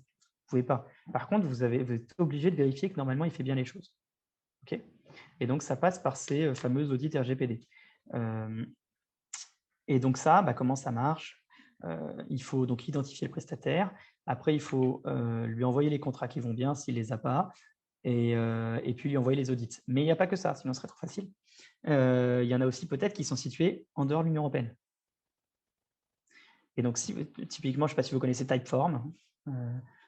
Voilà, Typeform, il n'est pas en Europe. Il est au sein de l'Union européenne. Donc, normalement, vous n'avez pas le droit. Mais je vous rassure, Alexia, si vous l'utilisez, il y a des méthodes pour l'utiliser. Parce que, en fait, le principe, c'est que c'est interdit d'utiliser des données en dehors de l'Union européenne. C'est le principe. Vraiment, le RGPD, il faut prendre conscience qu'il considère l'Union européenne comme un pays avec des frontières établies. Et donc, si les données elles sortent de l'Union européenne, c'est interdit par principe. Mais encore une fois, les principes, il y a des exceptions. Et en fait, c'est interdit, sauf si on met en place, il y a certaines exceptions, je vous les épargne, mais de manière générale, sauf si on met en place des contrats spécifiques, qui s'appellent des clauses contractuelles standards. Et donc ça, il faut le mettre en œuvre. Donc effectivement, normalement, ça fait un truc horrible. Donc c'est aussi, et évidemment, je vais en profiter pour faire ma pub, c'est aussi pourquoi nous, on offre quelque chose de beaucoup plus simple. C'est l'une des explications pourquoi nous, c'est plus facile que les autres. Un cabinet avocat ne vous fera pas ça contre les prestataires. Il vous donnera un contrat, il vous dira débrouillez-vous globalement, et vous l'envoyez tous les ans et vous débrouillez. Évidemment, personne n'y arrive. Nous, ce n'est pas ça qu'on fait. Nous, en fait, on a des outils. Alors, pour l'instant, que site web, pas application mobile, mais ça viendra, où en fait, on scrape l'outil, on met votre site web, il nous donne tous les prestataires techniques de votre site web. Et en fait, nous, on a des bases de données qui nous disent ce prestataire, il est situé en dehors de l'Union européenne, il ne l'est pas. Ce prestataire, il a déjà les contrats qui vont bien ou il ne les a pas. Et en fait, nous, on a déjà les contrats qui vont bien. Donc, en fait, s'il y a besoin de lui envoyer, on lui envoie. S'il n'y a pas besoin, on ne lui envoie pas. S'il est situé en dehors de l'Union européenne, on lui envoie le contrat, tu vois. Donc, ça veut dire que là, potentiellement, si j'utilise Typeform dans le cadre d'une prestation, vous devriez, je dois demander à un service juridique d'envoyer un contrat à Typeform qui le signe. Alors, ouais, mais c'est prévu dans leurs conditions. Si vous allez dans leur site, sur leur site, ils le disent. Ok, d'accord. Ah, mais non, mais c'est normal. C'est normal. Okay. Chacun son métier. Mais ils appellent ça, en anglais, c'est Data Protection Agreement. Vous allez sur le site, ils vous le disent. Ils vous disent si vous êtes situé en dehors de l'Union européenne et compagnie, que vous avez besoin de signer ça, on vous le fait. Google Drive, ils font encore mieux. Je ne sais pas si vous avez. Nous, on utilise Google Suite Pro. Google Suite Pro, c'est hyper bien. En fait, il y a dans les options, dans les fonctionnalités, il y a conformité RGPD. Et dedans, ils vous donnent le contrat qui vont bien. Ils disent vous appuyez sur tel bouton et ça signe automatiquement. Voilà. Et donc, mais il y a besoin de le savoir. Il y a besoin de savoir où c'est et compagnie. Donc, en fait, à la fois, ça pourrait être une montagne et à la fois, ça peut être relativement simple, en fait, quand on a des prestataires formidables, évidemment. Ok, merci. Je vous en prie. Est-ce qu'il y a d'autres questions? Ah, pardon, je n'avais pas vu. Dans le cadre d'une plateforme de mise en relation et justement hors UE. Est-ce que vous pouvez me donner un peu plus de précision? La plateforme, c'est vous ou la plateforme, elle est située hors UE? Oui, en fait, la plateforme, c'est moi. Ouais. Et du coup, donc située en France, du coup. Et du coup, les marques peuvent être hors UE, notamment en Afrique. D'accord. Alors, voilà. En fait, pardon? Non, c'est bon. Ah, pardon, je croyais que vous avez coupé. En fait, le RGPD, il interdit ce qui sort, mais il n'interdit pas ce qui entre. Je m'explique. Le RGPD, il s'applique aux personnes vivant au sein de l'Union européenne, peu importe la nationalité. D'accord? Donc, peu importe ma nationalité, je suis américain, je suis africain, je suis asiatique, peu importe. J'habite en France, en Allemagne, le RGPD s'applique. Même si la société elle est située aux États-Unis. Par exemple, je suis justement Typeform, société américaine, je veux collecter des données d'une personne au sein de l'Union européenne, le RGPD s'applique à moi. Par contre, si vos clients ils sont en Afrique et que les données font Afrique-Europe, il n'y a pas de problème. D'accord? Est-ce que c'était ça votre question? Est-ce que vos clients c'est que vos clients sont en Afrique, c'est ça? Non, justement, les clients seraient plutôt en Europe. D'accord. Mais en fait, je travaille avec des marques. Oui, d'accord. Les marques, elles sont en Afrique. Ah, je comprends. Et du coup, les clients, ils seraient. Voilà. Je comprends. Oui, alors, comment ça. Donc, vous, c'est une mise en relation. D'accord.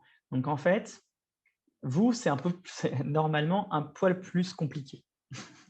Parce que en fait, le transfert, sinon ça serait trop facile. Là, je vous dis ça à chaud, il faudrait peut-être réfléchir un peu plus, mais mon avis est que, en fait, le principe d'une mise en relation, c'est que le traitement, vous faites un traitement, qui est la mise en relation. Effectivement, vous envoyez des données en dehors de l'Union européenne, mais je pense que vous pouvez entrer dans des exceptions, parce qu'il y a certaines exceptions, quand c'est ponctuel et exceptionnel, ça entre. C'est-à-dire que moi, je veux faire une fois, par exemple, là, je passe chez vous, j'imagine, je réfléchis tout, je viens chez vous, j'achète une fois un service, vous êtes obligé pour ça d'envoyer mes données en dehors de l'Union européenne, c'est une fois. Vous voyez, c'est pas mes données, elles sont hébergées tout le temps en dehors de l'Union européenne. Donc là, ça entrerait dans une exception. En revanche, la question, c'est pour les prestataires en dehors de l'Union européenne, donc les marques. Elles, normalement, elles sont peut-être censées, dans ce cas-là, effectivement respecter le RGPD. Donc, ça veut dire avoir les politiques qui vont bien et compagnie. À voir, il faudrait y réfléchir. Je pense que c'est ça. Est-ce que c'est à moi d'assurer ce contrôle ou c'est à eux de parce que... C'est pas à vous. Ah, ok, d'accord. Non, parce que en fait, comment dire, vous êtes responsable de traitement, de vos traitements. Vos traitements, c'est vos clients à vous, votre prospection, etc. Et le fait de transférer les données. À partir du moment où elles sont transférées, c'est plus votre sujet. S'ils font des bêtises, c'est pas votre problème. D'accord ? Par contre, vous pouvez toujours imposer, si c'est une question de marque, vous pouvez imposer dans vos contrats avec vos fournisseurs qui respectent le RGPD. Ok, d'accord. Voilà. Donc ça, vous avez tout à fait le droit, parce que de toute façon, normalement, ils sont censés respecter le RGPD. Et donc, parce qu'en fait, comment ça se passe après? C'est-à-dire que, par exemple, moi, je veux acheter je vais sur votre plateforme, je veux acheter un habit, vous me renvoyez vers un vendeur là-bas, c'est ça? En fait, par exemple, il y a une marque, admettons, vous voulez acheter un vêtement d'une marque, je ne sais pas, X. Et en fait, c'est la marque qui vous l'expédie automatiquement. Enfin, directement, ça ne passe pas par moi. Ah oui, d'accord, je comprends. Je réfléchis. C'est le cas c'est un peu du dropshipping, c'est ça? Oui, c'est ça. Un peu. Alors, je pense que vous êtes épargné parce que, pour le coup, il n'y a pas de question de… Comme je l'ai dit, en fait, je vais m'acheter une fois un produit qui va… Et en fait, vous envoyez les données une fois pour qu'eux, ils aient les informations afin de faire de l'envoi en Europe. Donc, je pense que vous entrez dans le cadre des exceptions qui permet de ne pas s'embêter. Parce que sinon, de toute façon, ça fait pareil une usine à gaz qui est de toute façon ingérable. Et je pense que vous entrez dans cette exception. Puisque ça aurait été différent si, par contre, il y avait… ça aurait été différent pour vous, mais ça aurait été différent non pas pour vous, mais pour vos partenaires. Si je me crée un compte chez eux comme un site e-commerce en Europe, traditionnel, où mes données, elles sont hébergées chez eux. Vous voyez? Ok, d'accord. Là, c'est vraiment, la donnée, elle va une fois… par exemple, pour donner un exemple, je pense que c'est à peu près la même situation, dans un autre domaine, mais c'est parlant. Moi, j'ai travaillé pour l'Aéroport de Paris, sur les sujets RGPD pour justement le transfert de données. Quand je vais dans un aéroport, l'aéroport, il est bien obligé d'envoyer mes informations à un autre aéroport, notamment pour les bagages. En fait, il ne va pas y avoir 1000 contrats dans tous les sens à chaque fois pour les transferts. En fait, non, c'est une exception, c'est exceptionnel et ponctuel, où ils vont en transférer mon information là-bas pour fournir un service, mais une fois. C'est pas continu. C'est pas comme si j'avais par exemple un expat dans une filiale où là il y a des flux de données tout le temps. Là, c'est pas le cas. Et donc, je suis quasiment sûr que vous entrez dans le cadre de cette exception qui vous simplifie quand même pas mal la vie, quoi. Ok, très bien. Merci beaucoup. Je vous en prie.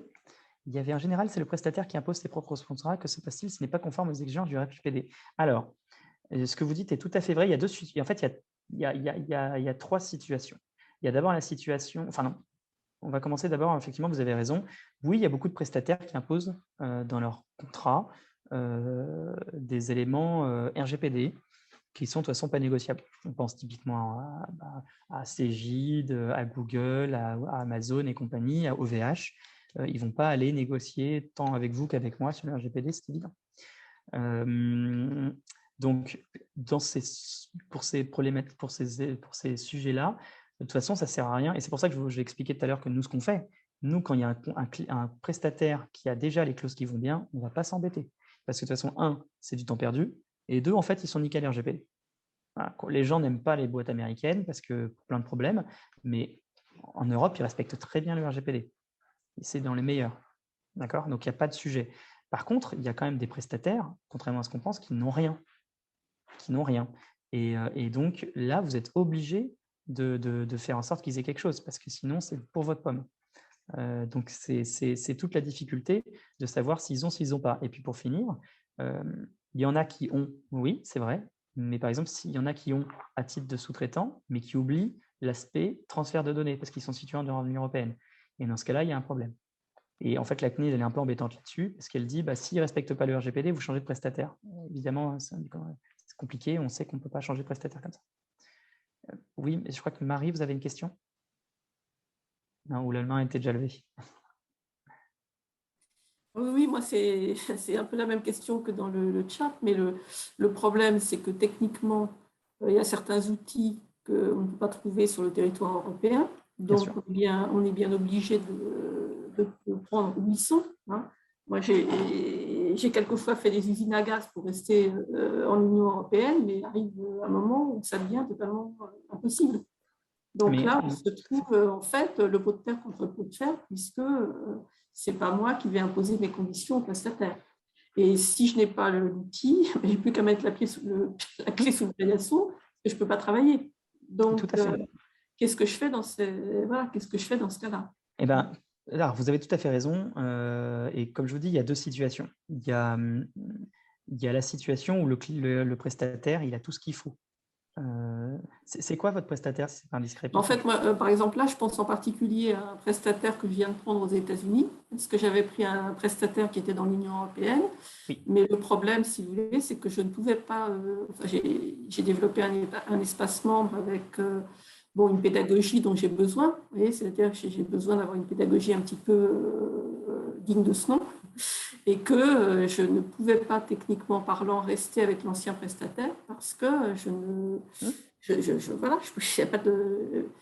pouvais pas faire ce que je voulais, si vous voulez. Donc, j'étais obligée de changer et de prendre un prestataire en dehors de l'Union européenne. Et là, je me trouve effectivement confrontée au problème de sortie de données. Tout à fait. Donc, c'est une entreprise qui a pignon sur rue, qui visiblement fait attention, puisque moi, je suis passée chez eux. Ils m'ont même bloqué mes premiers mails jusqu'à ce qu'ils vérifient que je pouvais montrer patte blanche. Mais le problème de fond, c'est que ça sort de l'Union européenne. Et donc, j'ai un contrat qui me propose, mais bon, qu'est-ce que je fais? Donc, je comprends. Il y a des garanties. Ce n'est pas l'épicier du plat, mais d'un autre côté, moi, je ne peux pas leur imposer, si vous voulez, compte tenu de leur taille et de la mienne. Voilà, et donc là, c'est un réel problème. Oui, alors justement, donc, ce qu'il faut, en fait, dans ce genre de situation, de toute façon, il y a la situation où il n'y a pas de sujet, ils ont tout ce qu'il faut. C'est-à-dire que dans leur CGV, ils ont tout ce qui va bien en termes de, et je parlais par exemple de Typeform tout à l'heure, qui fait très bien, il y a tout ce qu'il faut. Ou Google Suite, il y a tout ce qu'il faut. Donc là, il n'y a pas de problème. Effectivement, il y a le problème où en fait, ils ne sont pas sensibilisés, il n'y a rien. Là, comment je fais? Il y a la réponse d'avocat et la réponse empathique de chef d'entreprise. La réponse de chef d'avocat, c'est de vous dire la CNIL, c'est des psychopathes. Et ils disent, dans ce cas-là, vous changez. Même si on leur dit, mais en fait, on ne peut pas, et sinon je meurs, ils disent, on s'en fiche, vous changez. Ça, c'est la réaction de la CNIL. La réaction de chef d'entreprise empathique vous dit, s'il n'y a rien, eh ben, écoutez, vous continuez à l'utiliser, et tant que vous n'êtes pas embêté, si demain vous recevez une notification de la CNIL, on se posera la question de savoir comment faire différemment. Mais en attendant, tant que vous n'avez rien, oui, vous faites comme ça, parce que vous n'avez pas le choix. Je ne peux pas vous dire autre chose. Je sais, moi j'ai perdu des heures. Je ne peux pas vous dire autre chose. Mais ceci dit, n'hésitez pas à m'envoyer un mail, on regardera le prestataire et voir s'il est bien ou pas. C'est parce que s'il a déjà tout ce qui va bien, vous êtes déjà rassuré. Oui, en fait, ce qui est plutôt bon signe, c'est que normalement, il va installer une antenne en Europe bientôt. Donc ça, c'est plutôt bon signe aussi. C'est vrai. Et puis, je vous rassure, les Américains, ils sont de plus en plus sensibilisés. Ce sera un autre pays, limite, je vous dirais, je ne sais pas trop. Américains, moi, j'ai travaillé avec pas mal d'Américains. c'est plus comme avant. En fait, ils savent particulièrement que le RGPD, s'ils ne sont pas conformes, ils perdent des marchés. Et les Américains sont très pragmatiques en sens des affaires. Donc, ils savent ce qu'il faut faire. Donc, ils n'ont pas de sujet à se changer. Et d'ailleurs, il y a de grosses… Parce que le RGPD, pour le coup, est un succès quand même mondial. Pour le coup, une fois que l'Union européenne est un modèle, autant le dire, il y a tous les pays qui veulent le copier. Le Canada est en train de mettre en place un RGPD. La Californie a mis en place un RGPD. Et d'autres États fédéraux commencent à y penser. Ils pensent même à le faire au niveau fédéral. Donc, il n'y a que l'Angleterre qui veut le supprimer, quoi. Il est complètement en retard. Mais bon, bref, c'est un autre sujet. Donc, voilà. Donc, n'hésitez pas, à me solliciter et on regardera si votre prestataire il est bien. Comme ça, vous pourrez dormir tranquillement. Merci beaucoup. Je vous en prie. Il y avait Hélène qui avait aussi une question, je crois. Et après, oui, en fait, c'était la même question que celle qui vient de se poser. Voilà. Je m'interrogeais sur quand on a des clients en Europe et aux États-Unis, comment ça se passe? Ça dépend de l'adresse du site, l'hébergement du site. S'il est en Europe, c'est plus simple, j'imagine. Tout à fait. Par contre, si on a un site hébergé aux États-Unis ou une société domiciliée aux États-Unis, bah là, le problème se pose. D'après ce que j'ai cru comprendre, il faut trouver un hébergeur qui met ça au point, quoi. Vous voulez dire si c'est votre prestataire qui est aux États-Unis ou c'est vous? Non, mais j'imagine pour l'instant, je n'ai pas, mais si un jour j'ai, mettons, un site hébergé aux États-Unis, avec une mais vous société visez aux quel type de États-Unis, vous visez le marché américain pour viser le marché américain? Oui, c'est-à-dire que comme n'importe quelle société de mode, ils ont des locaux aux C'est ça. États-Unis, des locaux Ce en sera pour viser le France, marché américain. des sites. Tout à fait. En fait, le RGPD, il s'applique, il est extraterritorial uniquement si on s'adresse à un public européen.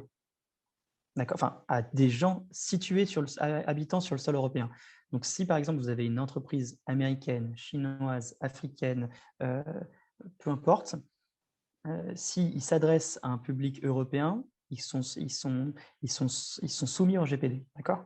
Par contre, si vous êtes une entreprise américaine et que vous ne faites que des traitements en dehors de l'Union européenne pour des citoyens situés en dehors de l'Union européenne, il n'y a pas de RGPD. Ce sera les lois locales. Ça veut dire que ceux qui ont une société aux États-Unis, ils traitent que les clients aux États-Unis et la société en France traite les clients en Europe, quoi. C'est ça. Donc, moi, j'avais des clients qui faisaient ça. Ils avaient des filiales séparées.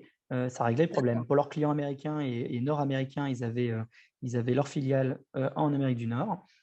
Et pour les citoyens européens, ils avaient leurs filiales en Europe, ce qui leur permettait comme ça de traiter des données très facilement, sans contrainte. D'accord. Voilà. Ça, oui, c'est complètement possible. Il y a, alors, je ne connais pas Christelle. Non. Oui, c'est moi. Ça, pardon. Justement, je voulais savoir quel était le montant de l'amende si on ne respectait pas vraiment toutes les exigences. Bonne question, je savais que j'en ai pas parlé.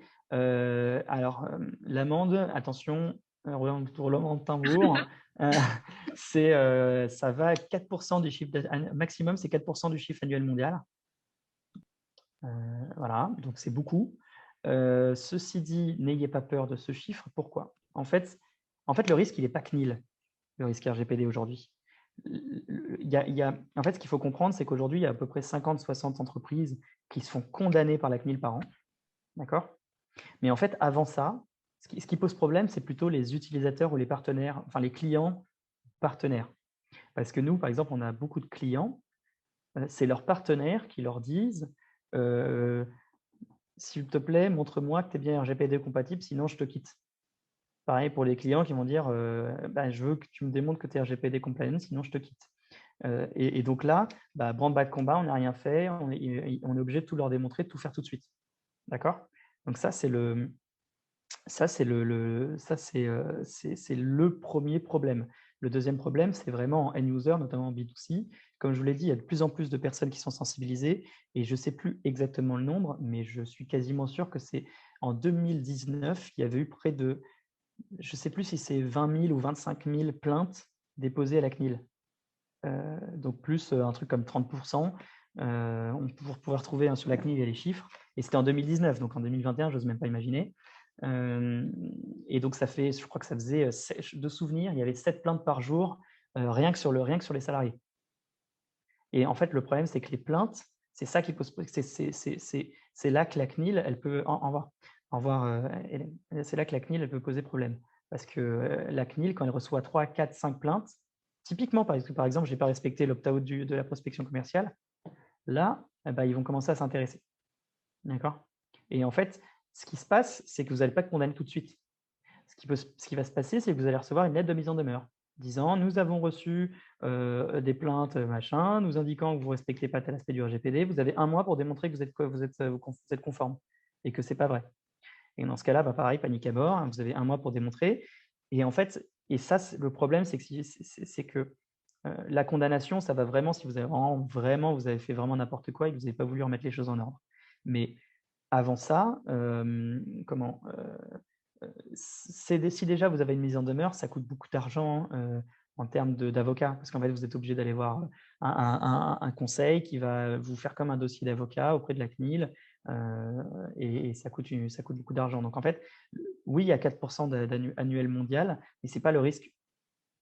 C'est pas le risque majeur. Le risque majeur, c'est plutôt de perdre des clients parce que je suis pas conforme, qui porte plainte et donc je me tape une instruction, une micro-instruction comme je sais pas, un contrôle des impôts, de la DGCAF, je ne sais quoi. Même si ça va pas au bout, c'est toujours pénible, et que vos partenaires puissent vous quitter. Alors une petite dernière question et après ça va être la fin. Je suis navré, je vois qu'il est l'heure qui passe. Donc, toute dernière question. Si je peux, Estelle, une dernière question?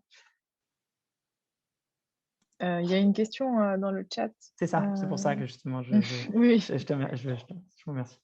Alors, est-ce qu'il y a une manière simple de savoir quels prestataires sont liés à notre site? Ouais, il y a une manière simple, c'est de venir chez nous.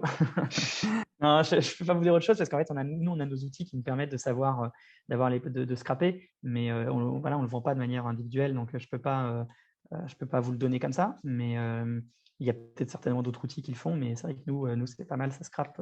Mais il doit y avoir d'autres outils qui permettent de le faire, j'imagine. Je ne peux pas vous dire autre chose. D'accord. Est-ce que vous oserez me dire comment ça s'appelle? Ah ben non, on l'a fait en interne. Pardon? On l'a fait en interne. Oui, non, je veux dire, comment s'appelle le fait de… Ah, scraper. C'est scraper. Ouais, scraper. Voilà, donc tu tapez site scrapping, site prestataire site web, peut-être vous allez trouver. Donc voilà. Écoutez, merci beaucoup pour ce soir. C'était très intéressant et puis c'était très dynamique. Donc, merci beaucoup. Merci à BGE. Merci à vous d'avoir proposé cette intervention aux membres du BGE Club. Avec plaisir, avec plaisir. N'hésitez pas, je ne sais pas s'il y a moyen d'envoyer mes coordonnées, Estelle, pour ceux qui veulent, qui avaient les questions. Alors déjà, il y avait le lien de contact vers le formulaire de votre site web qui était dans l'invitation au webinaire. Et oui, en effet… Sinon, je mets mon adresse mail dans le chat. Oui, vous pouvez… Voilà. Voilà, donc pour ceux qui veulent contacter mon mail, n'hésitez pas. Et puis, écoutez, bon courage pour la suite. Bon courage avec le chantier RGPD. Vous voyez que j'espère que je vous ai quand même enlevé des épines du pied et que c'est un peu plus clair. Et je vous remercie donc beaucoup pour ce soir. Et n'oubliez pas, s'il vous plaît, de liker, de nous suivre sur LinkedIn, évidemment. Comme ça, on pourra vous envoyer plein de prospection. Non, je plaisante. Mais voilà, comme ça, n'hésitez pas à nous suivre. Ça sera avec plaisir. Merci beaucoup. Passez une très bonne soirée et puis allez Paris. Merci. Bonne soirée, bon match. Merci. Merci, bonne soirée. Bonne soirée, au revoir.